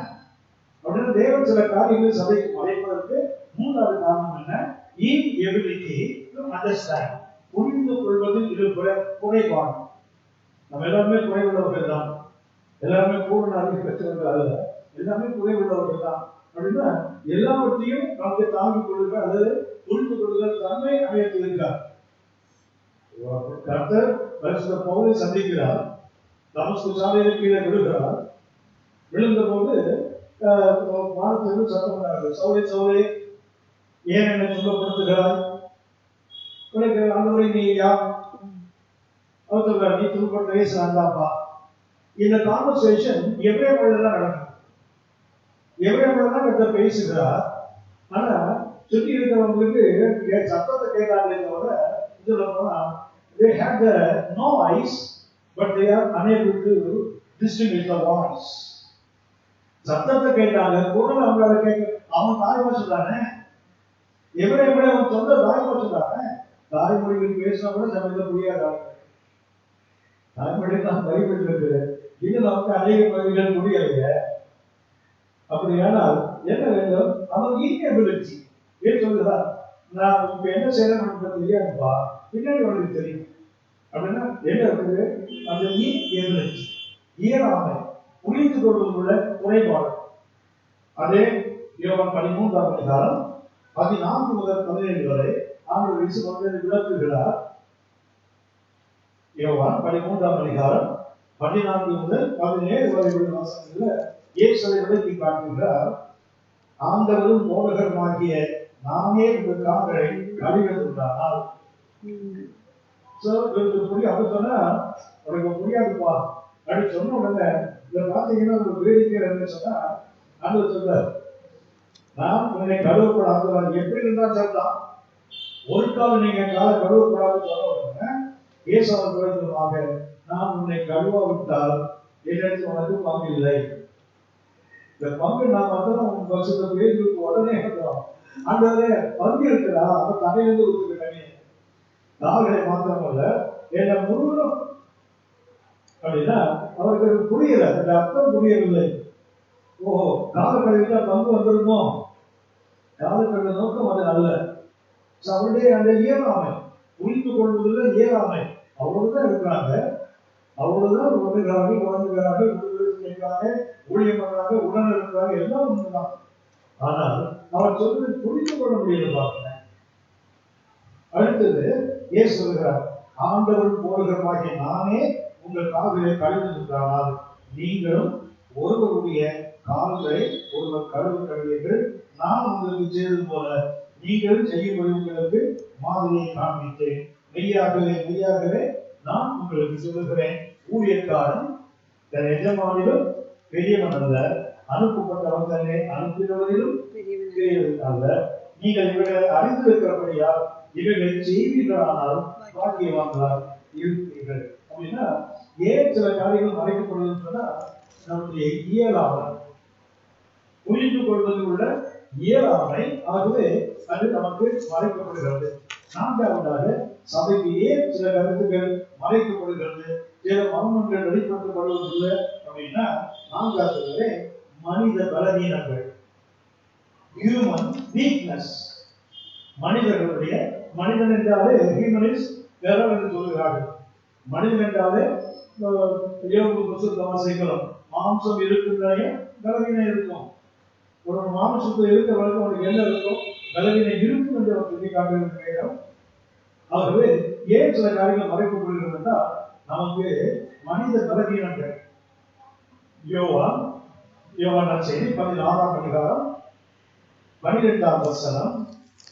யோவான் 16ஆம் அதிகாரம் 12ஆம் வசனம் வேற சொல்கிறது, ஆண்டவர் இயேசு சொல்கிறார், இன்னும் அநேக காரியங்களை நான் உங்களுக்கு சொல்ல வேண்டியதாக இருக்கிறது, அவைகளை நீங்கள் இப்போது தாங்க மாட்டீங்க. முதல்ல புரிய மாட்டீங்க, இப்ப தாங்க மாட்டீங்க. ஹியூமன் வீக்னஸ், முதல்ல இயலாமை, இப்ப என்ன தாங்க முடியாத ஒரு நிலை.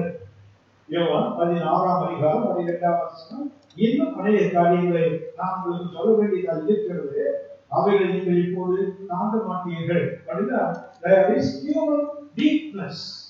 மனித பலவீனங்கள் என்னதான் ரட்சிக்கப்பட்டு என்னதான் தேவர்களுக்கு பரிசுத்தம் நிரம்பினாலும் எப்போதுமே நம்ம ஆவியானவர் அந்த மரத்துக்குள்ளே இருப்பதில்லை.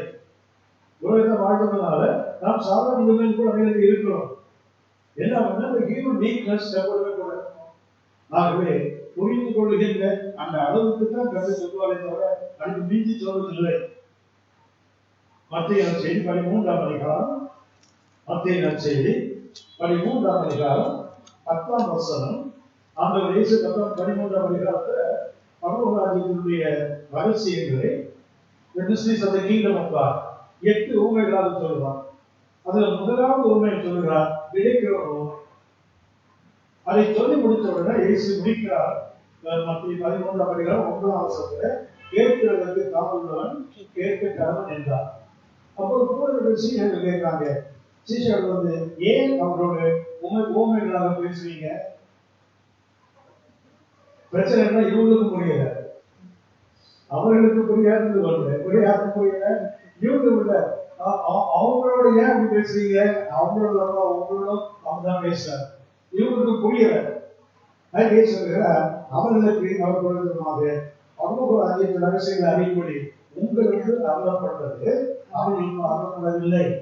அருளப்பட்டே இந்த கதைலாம் அருளப்படலாம் எப்படி இருந்திருப்பாங்க.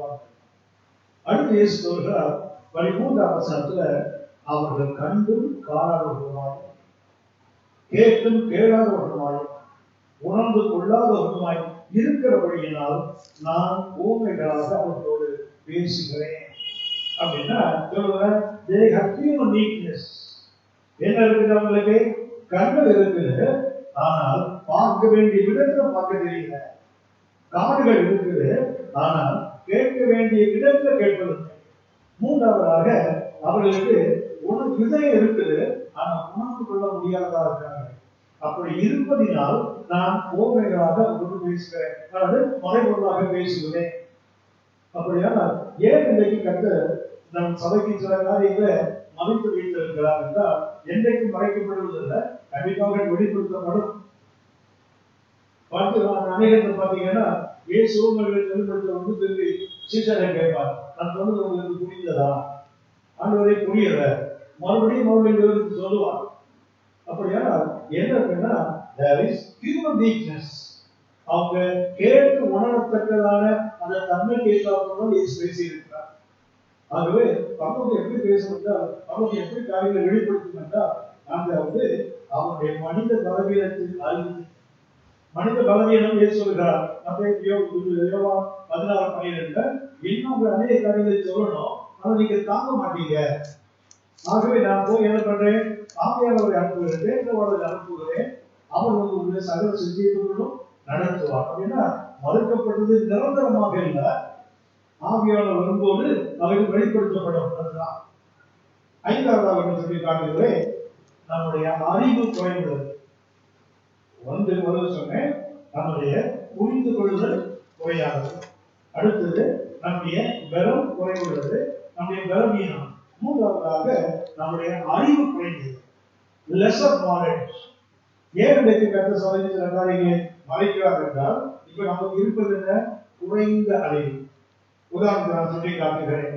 1 கொரிந்தியர் 13ஆம் அதிகாரம், 1 கொரிந்தியர் 13ஆம் அதிகாரம் 9ஆம் வசனத்திலிருந்து நாம் கவனிக்கும் போது நம்முடைய அறிவை பற்றி ஆவியானவர் எழுதுகிறார். 1 கொரிந்தியர் 13:9, நம்முடைய அறிவு குறைவுள்ளது. So our knowledge is limited. We have lesser knowledge. நமக்கு ஒரு குறைவான அறிவு உள்ளது. 1 கொரிந்தியர் 13:9 வாசிக்கிறோம். நம்முடைய அறிவு குறைவுள்ளது, நாம் தீர்க்கத்தில் சொல்வதும் குறைவுள்ளது, நிறைவானது வரும்போது குறைவானது ஒழிந்து போகும். அப்படி இன்றைக்கு இருப்பது என்ன? Lesser knowledge. ஏன் இன்றைக்கு மறைக்கப்படுகிறது? நிறைவானது ஒரு நாள் வரப்போகிறது, அது வரும்போதுதான் இந்த குறைந்த அறிவு நிறைவுள்ள அறிவாக மாறும். ஆகவே தேவன் ஏன் இன்றைக்கு தேவன் சொல்ல நமக்கு மறைமுகமாக இருக்கிறது? ஐந்தாவது காரணம் லெசர் நாலேஜ், நம்முடைய குறைந்த மட்டுப்பட்ட அறிவு. ஏன் சொல்லுகிறார்? நிறைவான வரும்போது குறைவான ஒழிந்து போகும். ஆகவே பரிசுத்த பவுல் எழுதுகிறார், நான் குழந்தையாக இருந்தபோது குழந்தையை போல பேசினேன், குழந்தையை போல சிந்தித்தேன், குழந்தையை போல யோசித்தேன். நான் புருஷன் ஆகும்போதோ குழந்தை கேட்டவர்களை ஒழித்து விட்டேன். இப்பொழுது கண்ணாடியிலே நிழலாட்டமாய் பார்க்கிறோம், அப்பொழுது முகமுகமாய் பார்ப்போம். இப்பொழுது நான் குறைந்த அறிவுள்ளவன். ஆனால் என்ன ஆகும்? அப்பொழுது நான் அறியப்பட்டிருக்கிறபடியே அறிந்து கொள்வேன், அறிந்தப்பட்டிருக்கிறபடியே நான் அறிந்து கொள்வேன் என்றால் என்ன ஆகுதுன்னா, அன்றைக்கு அதுக்குள்ள நாலேஜ் வரும். அன்றைக்கு அதாவது இனி வரப்போற நாட்கள்ல அந்த பேச முகமாய் சந்திக்கும் போது அந்த முழுமையான அறிவு வரும்போது, ஓ இதுதானா அது, ஓ இதுதானா அது நமக்கு இருக்கு. ஏன் இன்னைக்கு கர்த்தர் சபைக்கு மறைக்காத தேவன் ஏன் மறைக்கிறாருன்னா, ஐந்தாவது we have got lesser knowledge. இன்னும் சொல்ல போனா நமக்கு கொஞ்சம் அறிவு வந்தா என்ன எடுத்துறீங்களா, இருமாப்பு கூட வரும், ஆணவம் தானாவும். ஆனாதான் கர்த்தர் கொஞ்சம் மட்டும் தட்டி வச்சிருக்காரு. ஏன்னா ரொம்ப அறிவு வந்தாலும் ஒன்றுதான். 1 கொரிந்தியர் 8ஆம் அதிகாரம் 1 கொரிந்தியர் 8ஆம் அதிகாரம் 1ஆம் வசனம், விக்கிரகங்களுக்கு படைக்கப்பட்ட விலங்குகளுக்கு விஷயத்தில் நாம் எல்லாருக்கும் அறிவு உண்டது நமக்கு தெரியுமே. அறிவு இருமாப்பை உண்டாகும், அன்போ பக்தி விருத்தியை உண்டாகும். என்ன உண்டாகும்? அதனால்தான் பசங்கள் சொல்றான், அறிவு பெற்றவன் நோவு பெறுகிறவன். அறிவு பெருக பெருக என்ன இருமாப்பு ஒன்று விடும். சாதாரண கொஞ்சம் பெற்ற லெசன் நாலேஜ் கொடுத்து வச்சுக்காங்க. ரொம்ப அறிவு வேண்டாம், போதுமான அறிவு போதும். என்ன வேண்டும்?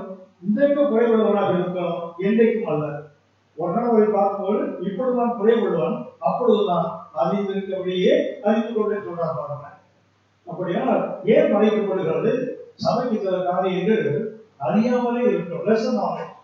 இன்னொரு உதாரணம் சொல்லி காட்டுகிறேன். 1 கொரிந்தியர் 6ஆம் அதிகாரம் 1 கொரிந்தியர் 6ஆம் அதிகாரம், இதுல சபைக்கு இருக்க வேண்டிய 5 விதமான அறிவுகளை சொல்லி காட்டுகிறார் ஆவியானவர்.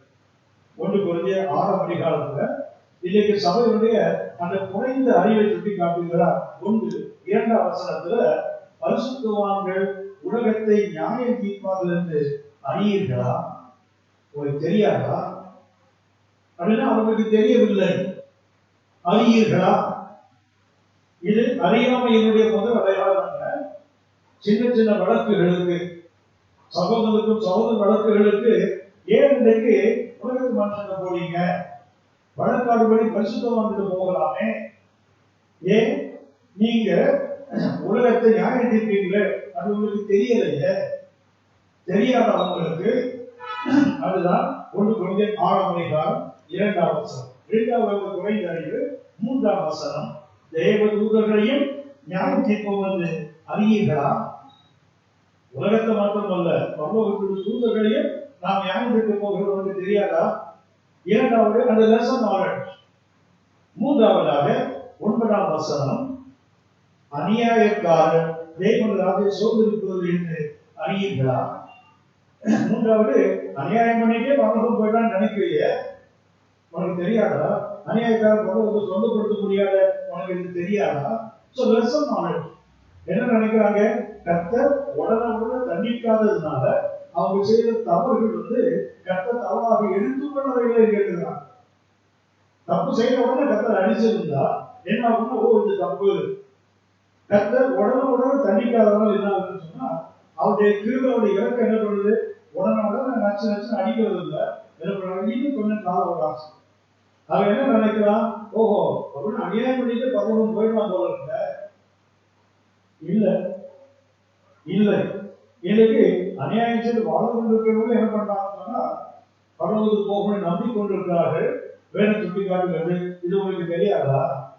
அநியாயக்காரர் தேவராஜ்யத்தை சோதரிக்க மாத்திரம் உங்களுக்கு தெரியாதா? அடுத்து 15ஆம் வசனத்தை வாசிக்கிறேன். 1 கொரிந்தியர் 6:15. 4வது அறிவு, உங்கள் சரீரம் கிறிஸ்துவின் அவயவங்கள் என்று அறியீர்களா? அடுத்த அறிவியல் அறியாமை என்ன? என் கை, என் கால், என் கண்ணு, என் உடம்பு, நான் எப்படி வேணா இருப்பேன் இல்ல. சபையே இது யாருடைய அவயவங்கள்? கர்த்தருடைய அவயவங்கள், கர்த்தருடைய சரீரம். இது எனக்கு தெரியல. இன்றைக்கு சபைக்கு இருக்கிற அந்த அறியாமை என்ன வந்தா, இது என்னுடைய கை, என்னுடைய கால் அல்ல. அதாவது தேவனுடைய பரிசுத்த நோக்கத்துக்காக, பரிசுத்த ஊழியர்களுக்காக, பரிசுத்த சேவைக்காக தான் இன்னைக்கு உங்களுக்கு அவயவங்கள் கொடுக்கப்பட்டிருக்கிறது. ஆனால் அதை உலகத்துக்கு தான் பயன்படுத்த வருகிறோம். அன்றைக்கு பெல்ஷாத்சார் நேபுகாத்நேச்சருடைய மகனுடைய மகன் பேரன். அவன் கர்த்தருடைய பரிசுத்த பாத்திரத்தை அவன் பந்தி இருக்கும்போது அவனும் அவனுடைய மனைவி அவனுடைய மறுமொழியாட்டி பிரபுக்கள் கடை கொடுக்காம கர்த்தருக்கு பரிசுத்தம் என்று நேர்ந்து கொண்டத கர்த்தருடைய பரிசுத்த பாத்திரங்கள் தேசிகளின் கையிலையும் ஆவிகள் கையில போனா கர்த்தர் சும்மா அதுதான் தோன்றியிருக்கு. அப்படின்னா இன்னைக்கு எப்படி நம்முடைய அவயவங்கள் கர்த்தருடைய அவயவம் இது தெரியவே லெசன் ஆரேன் 19ஆம் வசனத்தை மறுபடியும் வாசிக்கிறேன். 1 கொரிந்தியர் 6:19 உங்கள் சரீரமானது நீங்கள் தேவனாலே பெற்றும் உங்களில் தங்கியும் இருக்கிற பரிசுத்த ஆவியுடைய ஆலயமாக இருக்கிறதும் நீங்கள் உங்களுடையவர்கள் அல்லவென்றும் அறியீர்களா? என்ன அறியாம பாக்கல? நீங்க உங்களுக்கு சொந்தமா? நான் எனக்கு சொந்தமா? நாம் யாரும் நமக்கு சொந்தம் இல்ல, நம்ம எல்லாரும் கர்த்தருடையவர்கள். ஏன் அடுத்த வருஷம் சொல்றது கிரயத்துக்கு கொள்ளப்பட்டீங்களே, விலை கொடுத்து வாங்கப்பட்ட கல்வாரி சேவையில தேவன் ரத்தத்தை விலை மதிக்க முடியாத அபூர்வமான அந்த ரத்தத்தினால் வாங்கப்பட்டவர்கள். அப்படின்னா என்ன இருக்குது? லெசன் நாலேஜ் என்ன இருக்குது? நான் உலகத்தை நியாயம் போற ஆள், தேவதூதர்களே நான் நியாயம் விசாரிக்க போகிற ஆள் மாத்திரமல்ல, நான் அநியாயக்காரமாக இருக்கக்கூடாது. நான்காவது என்னுடைய அவயவங்கள் என்னுடையது இல்லை, நான் கர்த்தருடையது. நான்காவது 5வது நான் கர்த்தருடைய ஆலயம். கர்த்தருடைய ஆலயம் அவர் ரத்தத்தை சென்று சம்பாதித்த சபை என்று அப்போஸ்தலர்கள் 20ஆம் அதிகாரத்தில் வாசிக்கிறோமே, அதே கருத்தை சொல்லி காட்டுகிறார். நான் அவருடைய ஆலயம் அப்படின்னா அவர் ரத்தத்தை கொடுத்து விட கிரயமா கொடுத்து வாங்கப்பட்ட ஆலயம். ஆகவே இந்த அறிவு வேண்டும். அதனாலதான் இந்த லெசன் நாலேஜ் உள்ளவனுக்கு எல்லாத்தையும் வெளிப்படுத்தினா சிலருக்கு புரியாது. நிறைய இடங்களில் பார்த்தீங்கன்னா பிரசங்கங்களை கேட்கும் போது கர்த்தருடைய பிள்ளைகளுக்கு விசுவாசிகளுக்கு எளிதாக புரிகிறது. கர்த்தர் உன்னை ஆசீர்வதிப்பார்னா உடனே புரியுது. கர்த்தர் உன்னை விடுதலையாக்குவார்னா உடனே புரியுது. கர்த்தர் கடன்களை எல்லாம் நீக்குவார்னா உடனே புரியுது. கர்த்தர் உன்னை வாழாக்கவும் தலையாக்குவார்னா உடனே விளங்குது. நீ ஆசீர்வதிக்கப்பட்டவன் கர்த்தர் புரியுது. ஆனால் நீ கர்த்தரை போல வாழ வேண்டியவர்கள் விளங்க மாட்டேன், புரிய மாட்டேன். ஏன்? லெசன் நாலேஜ், அந்த குறைந்த மட்டுப்பட்ட அறிவு. இவங்களை வெளிப்படுத்தினான், இவர்களுடைய வேதத்தை வெளிப்படுத்தினான். இன்னைக்கு லகுவான வசனங்கள் சொல்ற இடங்கள் அது ரொம்ப எளிதாக, நீ எப்படி இருந்தாலும் கர்த்தரை உயர்த்துவார், எப்படி இருந்தாலும் திருவள்ளுவர் தேவனை மன்னிப்பார், இப்படி சொல்ற இடங்கள் தேடிக்கொண்டு ஓடுகிறவங்க அவர நிலையை நாம் இன்னைக்கு அமைப்புவதை பார்க்க. ஏனென்றால் அந்த லெசன் நாலேஜ் இவங்களுக்கு முழுமையா வெளிப்படுத்தினால் என்ன? அடுத்து ஒன்றை சொல்லி காட்டுகிறேன். 6வதாக ஏன் சில காரியங்கள் சபைக்கு மறைக்கப்படுகிறது என்றால் கர்த்தருடைய தன்மை என்றால் அந்த கிராஜுவல் ரெவலேஷன், படிப்படியாக வெளிப்படுத்துவது. தேவனுடைய தன்மை ஒரே நேரத்தில் மொத்தமா கொண்டு ஒரு தலையில எல்லா வெளிப்பாடுகளையும் கொடுத்தால் எத்தனை விளைந்து கொள்வார்களோ நமக்கு தெரியாது. ஆனால் கர்த்தருடைய தன்மை என்னவென்றால் காரியங்களை வெளிப்படுத்தி படிப்படியாக அவனை அழைத்துக் கொண்டு போகிற தேவன். எபேசியர் நிருபம் 3ஆம் அதிகாரம், எபேசியர் நிருபம் 3ஆம் அதிகாரம் 5-6 வசனங்கள் இப்படி சொல்லுகிறது. அதை நீங்கள் வாசிக்கையில் பரிசுத்த பவுலுக்கு ஒரு ரகசியம் வெளிப்படுத்தப்பட்டது. 3ஆம் வசனத்தை வாசிக்கிறோம். பரிசுத்த பவுலுக்கு புறஜாதிகள் சுவிசேஷத்தினாலே யூதனுக்கு உடன் சுதந்திரர், ஒரே சரீரத்துக்குள்ளானவர்கள், வாக்கு தத்தத்துக்கு உடன் பங்காளிகளாக இருந்த ரகசியத்தை அவர் எனக்கு வெளிப்படுத்தினார் சொல்லுகிறார். இதை எனக்கு கர்த்தர் வெளிப்படுத்தினார். 5ஆம் வசனத்தை வாசிக்கிறோம். அதை நீங்கள் வாசிக்கையில் கிறிஸ்துவின் ரகசியத்தை குறித்து எனக்கு உண்டாயிருக்கிற அறிவை அறிந்து கொள்ளலாம். இந்த ரகசியம் இப்பொழுது அவருடைய பரிசுத்த அப்போஸ்தலர்களுக்கும் தீர்க்கதரிசிகளுக்கும் ஆவியானவர்களாலே வெளிப்படுத்தப்பட்டிருக்கிறது போல முற்காலங்களில் மனிதனுக்கு அறிவிக்கப்படவில்லை. அப்படின்னா ஒரு காலகட்டத்தில் அறிவிக்கப்படாதது முற்காலங்களில் பழைய பாட்டு சுட்டி காட்டுகிறார். பழைய பாட்டு பரிசுத்தவான்கள் விசுவாச தூண்கள் தான். ஆனா அவர்களை வெளிப்படுத்தப்படல. நான் என்ன செய்கிறார்? இந்த கடைசி நாட்களில் கத்திரின் செய்யாத பரிசுத்தவான்களுக்கு வெளிப்படுத்துகிறார். அப்படின்னா தேவனுடைய திட்டம் என்ன? ஒரேடியா மொத்தமா கொடுத்தா அவளுக்கு புரிவதில்லை. நீங்கள் அறிந்திருப்பீர்கள், பழைய பாட்டுல ஆண்டவர் இயேசு வருகையை பற்றி எழுதப்பட்ட நிறைய தீர்க்க தரிசனங்கள். அதை கொஞ்சம் கணக்கு போட்டு பாத்தீங்கன்னா அதுல இருப்பொழுது ஒரு முறை இயேசுடைய முதலாம் வருகை பற்றி எழுதியிருந்தால் 20 முறை இரண்டாம் வருகை பற்றி எழுதி பழைய பாட்டுல 1:20. ஆண்டவர் இயேசுடைய இரண்டு வருகை பழைய பாட்டுல அவருக்கு சொல்லப்பட்டதுல தீர்க்க தரிசன புத்தகத்தை பாத்தீங்கன்னா இயேசு மனிதனாக பிறப்பார் என்ற அந்த முதலாவது பிறப்பை பற்றி ஒரு முறை சொல்லி இருந்தால் அவர் இரண்டாவது முறை வருவார் என்பது 20 முறை சொல்லப்படுகிறது. புரியலையா உங்களுக்கு? அவருக்கு வெளிப்படுத்தப்படவில்லையே. இன்னும் சொல்லப்போனா பரிசுத்தவான்களுக்கு கூட வெளிப்படுத்தப்படவில்லை. 1 பேதுரு 1ஆம் அதிகாரம்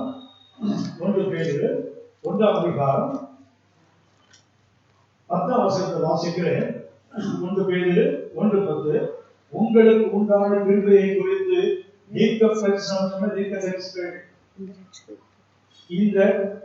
இந்த ரட்சிப்பை குறித்து கருத்தாய் ஆராய்ந்து பரிசோதனை பண்ணினார்கள். அதாவது தீர்க்க தரிசனம் சொன்ன தீர்க்க தரிசிகளே தீர்க்க தரிசனம் சொல்லிட்டு அவங்க சொன்ன தீர்க்க அவங்க ஆராய்ந்து பார்க்கிறாங்க. அடுத்து 11வது வாசிக்கிறோம். தங்களில் உள்ள கிறிஸ்துவின் ஆவியானவர் கிறிஸ்துவுக்கு உண்டாகும் பாடுகளையும் அவைகளுக்கு பின்வரும் மகிமைகளையும் முன்னறிவித்த போது, பழைய பாட்டு பரிசுத்தவான்களை கர்த்தர் முன்னறிவிக்கிறார். இந்த காலத்தை குறித்தார் என்பதையும் அந்த காலத்தின் விசேஷம் இன்னதென்றும் ஆராய்ந்தார்கள். அடுத்த வருஷம் சொல்லுகிறது, தங்கள் நிமித்தம் அல்ல நமது நிமித்தம். அதாவது பழைய பாட்டு பரிசுத்தவான்கள் அல்ல, யாருக்கு? சபையின் நிமித்தமே இவைகள் தெரிவித்தார்கள் என்று அவர்களுக்கு வெளியாகப்பட்டது. அவங்களுக்கு என்ன விலைக்கு காட்டப்பட்டது? இது ஒண்ணுக்கு இல்லவா, எழுதுதான் அவன் வேலையை தவிர இது உனக்கு அல்ல. அதனால்தான் சங்கீதம் 22:1 பார்த்தீங்கன்னா, என் தேவனே என்னை கைவிட்டி, இப்படிப்பட்ட வசனங்களை எடுத்து வைத்து விட்டு தாவீது பாடுபட்டான், ஒடுக்கப்பட்டான், உடைக்கப்பட்டான், ஒப்பாரி வச்சாரு. இந்த கதையை பேசுறவங்க கொஞ்சம் சிந்திக்க வேண்டும்.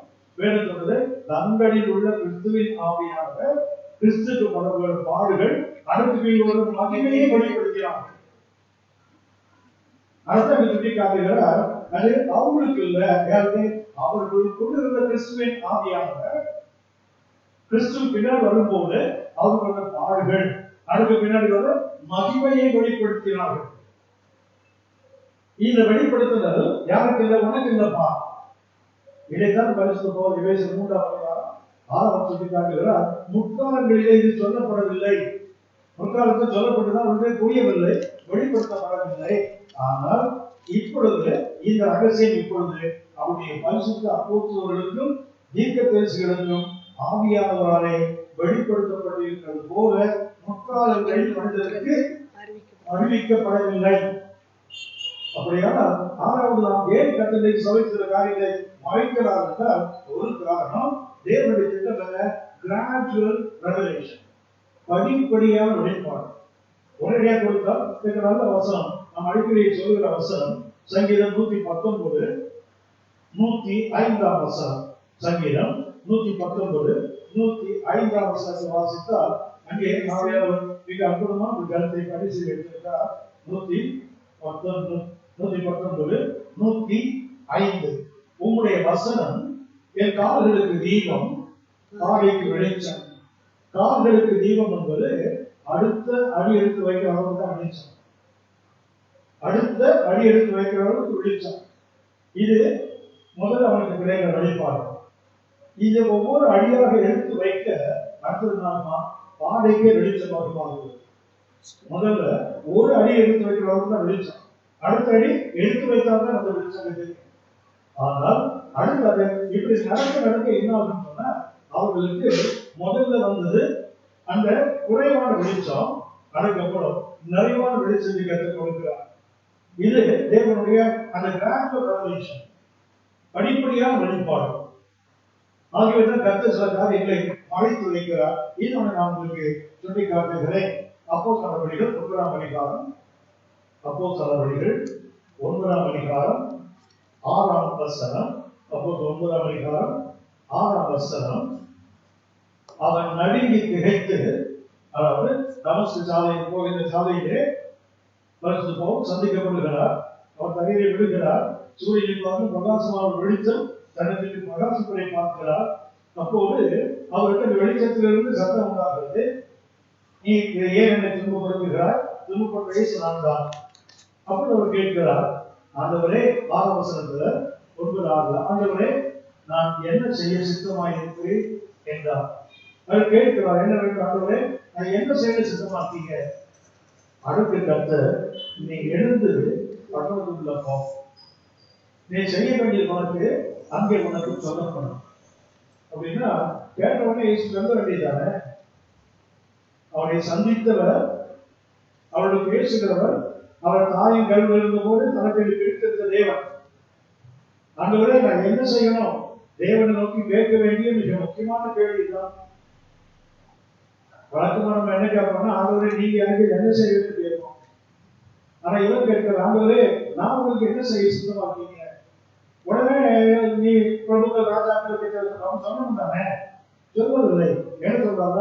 நீ பட்டணத்துக்குள்ள போ, நீ செய்ய வேண்டியது அங்கே உனக்கு சொல்லப்படும். ஏன் இப்பவே சொல்லுங்க, இல்லப்பா நீ போய் உட்கார சொல்றேன். மிக அற்புதமானது. அந்த 12ஆம் வசனத்தை வாசிக்கிறேன். அப்போது 9:11 அனனியாவிடத்தில் கர்த்தர் பேசுகிறார். அனனியா சொல்கிறார், நீ எழுந்து வீட்டில் ரட்சிக்கப்பட்டவனாகிய சவுல் என்னும் பேருள்ள ஒருவனை தேடு, அவன் இப்பொழுது ஜெபம் பண்ணுகிறான். இப்படி என்ன ஜெபம் பண்றாரு? அவர் 3 நாள் உபவாசமே சாந்தாம தண்ணீர் குடிக்காம உட்கார்ந்து கர்த்தரை நோக்கி ஜெபித்துக் கொண்டிருக்கிறான். என்ன ஜெபிக்கிறான்? அவனை கேட்டான் இல்லையா, நான் என்ன செய்ய சுத்தமாக்கீங்க? அதை வெளிப்படுத்துவதற்காக உபவாசம் பண்ணி கொள்ளாங்க. பொதுவாக நமக்கு பிரசனம் பண்றதுன்னா, அவன் ஜெபிக்கிற அட்ரஸ் கர்த்தருக்கு தெரியுது. அவங்க ஜெபிக்க அப்படி நேற்று அங்க சீமோன் இருக்கா, அங்க இருக்கிறா அப்படின்னா ஜெபிக்கிற அட்ரஸ் எல்லாம் கர்த்தருக்கு தெரியும். தெரியும், அதை விட தெரியும் என்ன நோக்கத்தோட ஜெபிக்கிறான்னு கர்த்தருக்கு தெரியும். அவன் எதற்கு ஜெபிக்கிறான்? நான் என்ன செய்ய சித்தமா இருக்கிறீங்க? அடக்க ஜெபம் பண்ணி கொண்டிருக்கான். கர்த்தர் அவருக்கும் ஜெபம் எது ஜெபம் பண்ணிட்டு இருக்கான்? என் சித்தத்தை அறிவதற்காக ஜெபித்துக் கொண்டிருக்கான். இப்ப இவனுக்கு சொல்லுது, மிக மிக அவசியமானது, சபை கற்றுக்கொள்ள வேண்டிய ஒரு அரிதான பாடம். அப்படியா? ஏன் கர்த்தர் உடனே உனக்கு சொல்லக்கூடாதா? கேட்கறது என் உட்காரு, நான் வந்து சொல்லுகிறேன். 12ஆம் வசனம் பார்த்தீங்கன்னா, இவனுக்கு சொல்லிவிட்டு அனனியாவுக்கு அப்படி சொல்லிவிட்டார் கர்த்தர். 12ஆம் வசனத்துல, அனனியா என்னும் பேருள்ள ஒரு மனுஷன் தன்னிடத்தில் வரவும் தான் பார்வையிட்டு தமிழ் கைகள் தரிசனம் கண்டான். இவங்கிட்ட பேசுறாரு, அவனுக்கு தரிசனத்தை கொடுக்குறாரு. இவ்வளவு முதல்ல சொல்லி முடிச்சிருக்கிறாங்க. அவன் சாலையில வந்து என்ன செய்யறாங்க உடனே சொல்லிருக்கலாம்ல. போக மாட்டேன், அவன் துன்பப்படுத்துறவன் சொல்லி சொல்லுகிற அனனியா அவனை கர்த்தர் இழந்து வைக்கிறார். அடுத்தது ஜெபிக்கிறவனுக்கு தரிசனத்தை கொடுக்கிறார். அப்படி இருந்துட்டு சகோதரே சோதே அப்படின்னு ஆரம்பிக்கிறார் போயிட்டு. அப்படி என்ன தேவனுடைய திட்டம் என்னவென்றால், எதையும் எடுத்துடனே அப்படியே புராணம் போடுவோம், அப்படியே வெளியாகமாக சொல்வதல்ல. தேவனுடைய திட்டம் படிப்படியான வெளிப்பாடு. ஆகவேதான் சில காரியங்கள் சபைக்கு வரப்படுகிறது. மறைக்கப்படுது காலங்கள் கண்டிப்பாக வெளிப்படுத்தும். அதன் காலத்தை நீதியாக வெளிப்படுத்துவார். ஏழாவதாக நான் சுட்டி காட்டுகிறேன். ஏன் இன்றைக்கு இதை மறைக்கப்படுகிறது? சில நேரம் மறைக்கப்படுறதுன்னா, இது நம்முடைய விசுவாசத்துக்கு ஒரு வாய்ப்பு. Opportunity for our faith. It is an opportunity given by God to the church. இதற்கு விசுவாசத்துக்கு தேவன் கொடுக்கின்ற ஒரு வாய்ப்பு. மறைப்பது மறைத்தால் என்ன ஆகும்? 1 யோவான் 3ஆம் அதிகாரம்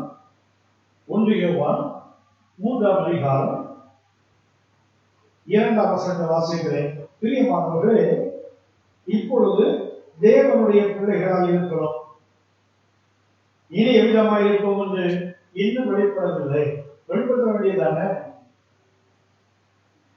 நல்ல கவனத்தில் சொல்லுகிறது, இப்பொழுது தேவனுடைய பிள்ளையாக இருக்கிறோம், இனி எவ்விதமாக இருப்போம் என்று இன்னும் வெளிப்படவில்லை. ஆகிலும் அவர் வெளிப்படும் போது அவர் இருக்கிற வண்ணமாகவே நாம் அவரை தரிசிப்பதினால் அவருக்கு ஒப்பாய் இருப்போம் என்று அறிந்திருக்கிறோம்.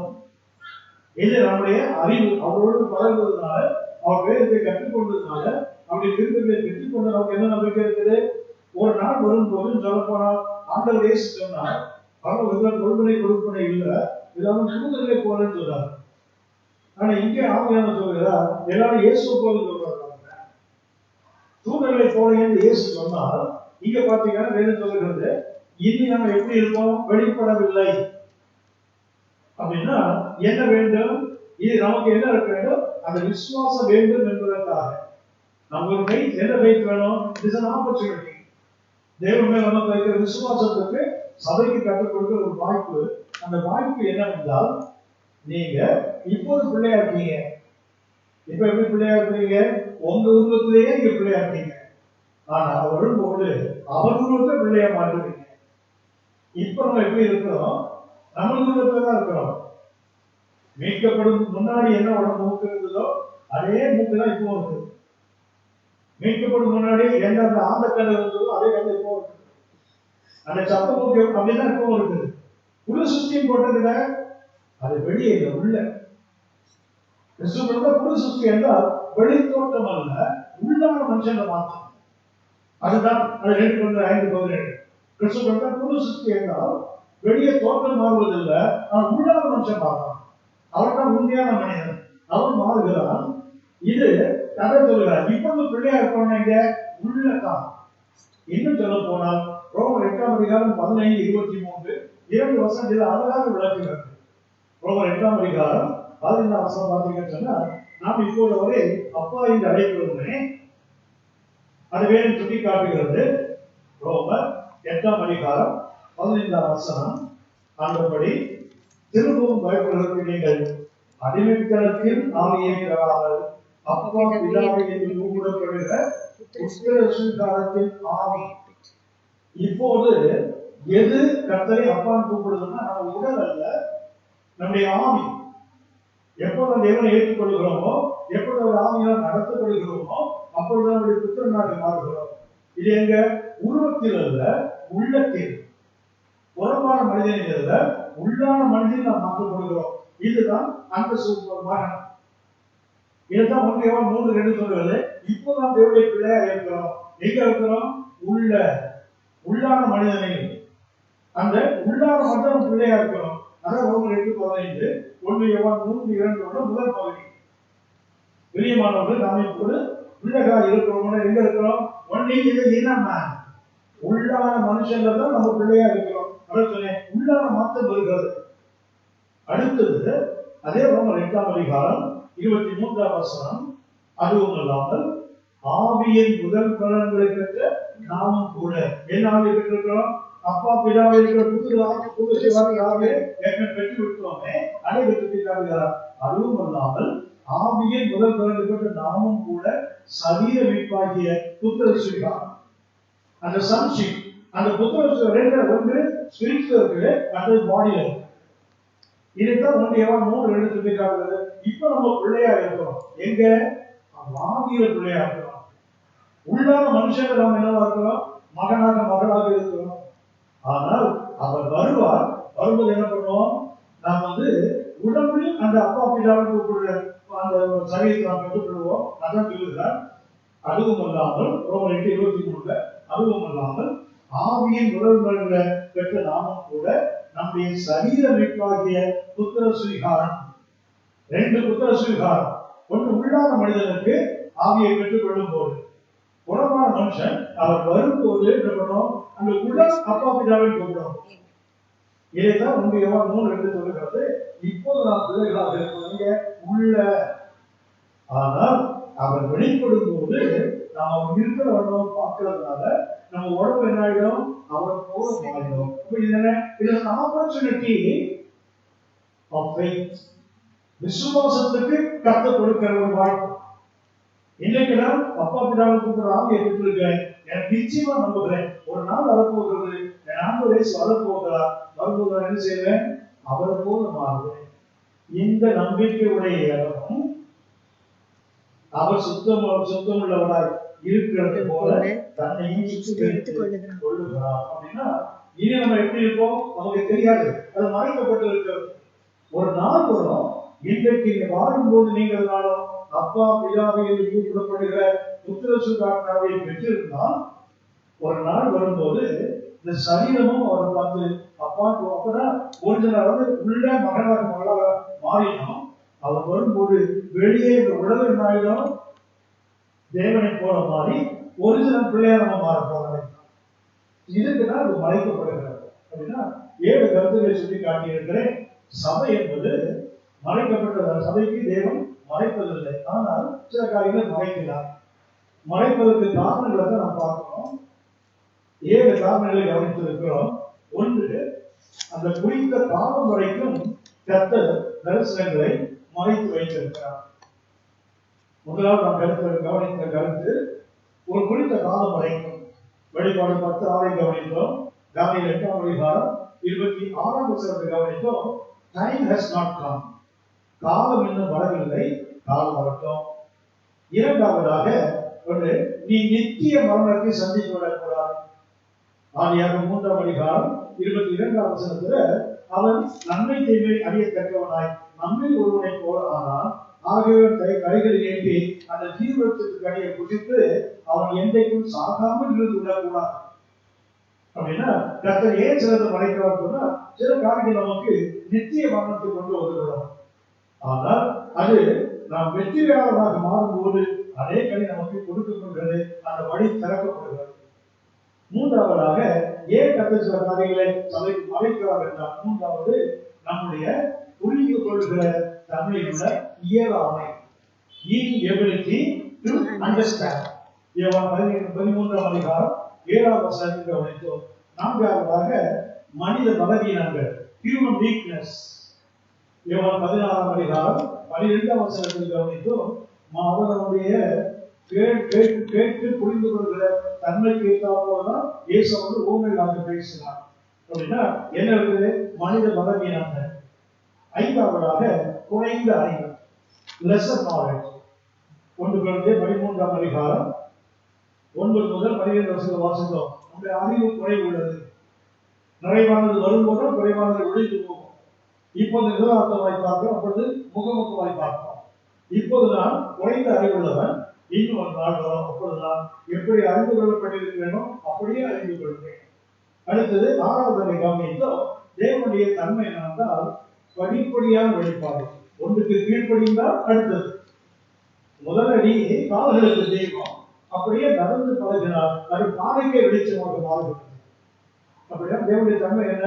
படிப்படியான வெளிப்பாடு. 7வது கவனிக்கும், இது உங்களுடைய என்னுடைய விசுவாசத்தின் மேன்மைக்காக கர்த்தர் வைத்திருக்கிற ஒரு அற்புதமான வாய்ப்பு. கடைசியாக ஒரு கருத்தை சொல்லி காத்து நான் ஜெபிக்கிறேன். தானியேலின் புத்தகம் 12ஆம் அதிகாரம், புக் தானியேல் கடைசி அதிகாரம் 12ஆம் அதிகாரம் 4ஆம் வசனத்தில் எப்படி வாசிக்கிறோம்? தானியேலாகிய நீ இருந்தால், தானியேல் 12ஆம் அதிகாரம் 4ஆம் வசனம், தானியேலாகிய நீ இருந்தால் முடிவு காலம் மற்றும் இந்த வாக்குகளை ஒரே பொருளாக வைத்து வைத்து இந்த புத்தகத்தை முத்திரை போடு, சீல்டு புக். ஏன் அப்படி மூடணும் கற்று காரணம் சொல்றாரு. அப்பொழுது அநேகர் இங்கும் அங்கும் ஓடி ஆராய்வார்கள், அறிவு பெறும். ஏன் கற்று மறைக்கிறாருன்னா, நம்ம அறிவு பெறுகிறதுக்காக நம்ம அப்படியே குறிச்ச வாழைப்பழம் மாதிரி கொடுத்தா முழுமாகும். தோளோடு கொடுத்தாலும் அது குறிக்கணுங்கிற எண்ணங்கள் வரும். இல்லாத என்ன பண்ணோம், அதான் தெரியுது, அப்புறம் எழுதுகளை படிப்பாங்க, போயிடுவாங்க. யோவான் வச்சு எழுந்து பாருங்க, எழுத்தவங்க என்ன பண்ணும், யோவான் ஒன்னும் அடிக்காரமா, அதான் எங்களுக்கு தெரியுங்க, ஏசு ஞானஸ்நானம் எடுத்தாங்க, அதானே. யோவான் 2ஆம் அதிகாரம், அது எங்களுக்கு தெரியாதா, சாமூர் கல்யாணம். சரி, 3ஆம் அதிகாரம், அதுவா நெகட்டிவ் வந்தாங்கல்ல, அந்த அதிகாரம் தானே. 4ஆம் அதிகாரம் என்ன, சமாளிய பண்ண. 5ஆம் அதிகாரம் 38 வருஷம். ஆனா என்ன, 5 2 தெரியும். இப்படி தெரிந்ததுனாலேயே நிறைய விஷயங்களை தள்ளி ஆங்கிலம் சொல்றாங்க, familiarity breeds contempt. familiarity breeds contempt.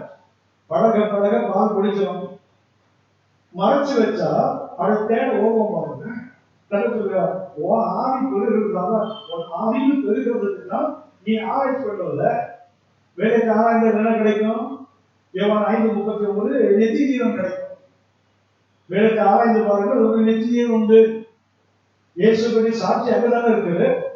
அப்படின்னா தேவன் சிலவற்றை மறைக்கிறார் என்றால் அது முக்கிய காரணம் என்ன? மிக அவசியமானது நம்முடைய மேன்மைக்காகத்தான், நம்முடைய அறிவின் பெருக்கத்துக்காகத்தான். இன்னும் ஒரு காரணம் சொல்லி காட்டுகிறார். அதே தானியேல் 12ஆம் அதிகாரம் 9ஆம் வசனத்தை வாசிக்கிறேன். தானியேல் கேட்கிறாரு 8ஆம் வசனத்துல, நான் அதை கேட்டும் அதன் பொருளை அறியவில்லை. எவ்வளவோ பெரிய வெளிப்பாட்டை பெற்றவர்களுக்கும் பாருங்க, they come shocked, they fall shocked. என்ன பண்ணாங்க? அறியவில்லாக என் ஆண்டவனே, இவர்கள் முடிவு என்னவா இருக்கும்? அதற்கு அவர் தானியேலே நீ போகலாம். அவ்வளவுதான், அதாவது மூடப்படுது பாருங்க, போகலாம். இந்த வார்த்தைகள் முடிவு காலம் மட்டும் முறைப்பமாக இருக்க மட்டும் பொதுவாக வைக்கப்பட்டு முத்திரிக்கப்பட்டு இருக்கிறது. அப்ப என்ன ஆகும்? அனைவரும் சுத்தமும் வெண்மையுமாக்கப்பட்டு உடம்பட்டவர்களாய் விளங்குவார்கள். துன்மார்க்கர்கள் துன்மாவை நடப்பார்கள்.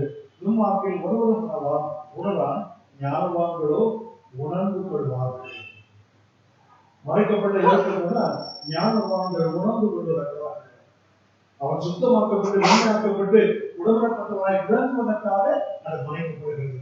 நாம் ஜெபிப்போம். அன்பின் பரலோகத்திலே இந்த கிருபை நிறைந்த வேலைக்காக நாம் உங்களுக்கு நன்றி செலுத்துகிறோம். வேண்டிய மகத்துவங்களுக்கான எங்கள் வணக்கங்களை திறந்தா தகப்பனே. லூக்கா 24ஆம் அதிகாரம் 44-45 வசனங்கள்ல வேத வாக்கியங்களை அவர்கள் புரிந்து கொள்ளும்படி அவர்கள் மனதை திறந்தே, நீங்க அவர்கள் புரிந்து கொள்வதை திறந்தீங்கள, அதன்போல எங்களுடைய புரிந்து கொள்வதையும் திறக்கும்படியா நாங்கள் கொடுக்கிறோம். மகிமையை நாங்கள் நமக்கு செலுத்துகிறோம். எங்கள் ஆண்டவர் இயேசுவின் மூலமாக. ஆமென். ஆமென். ஆமென். God bless you.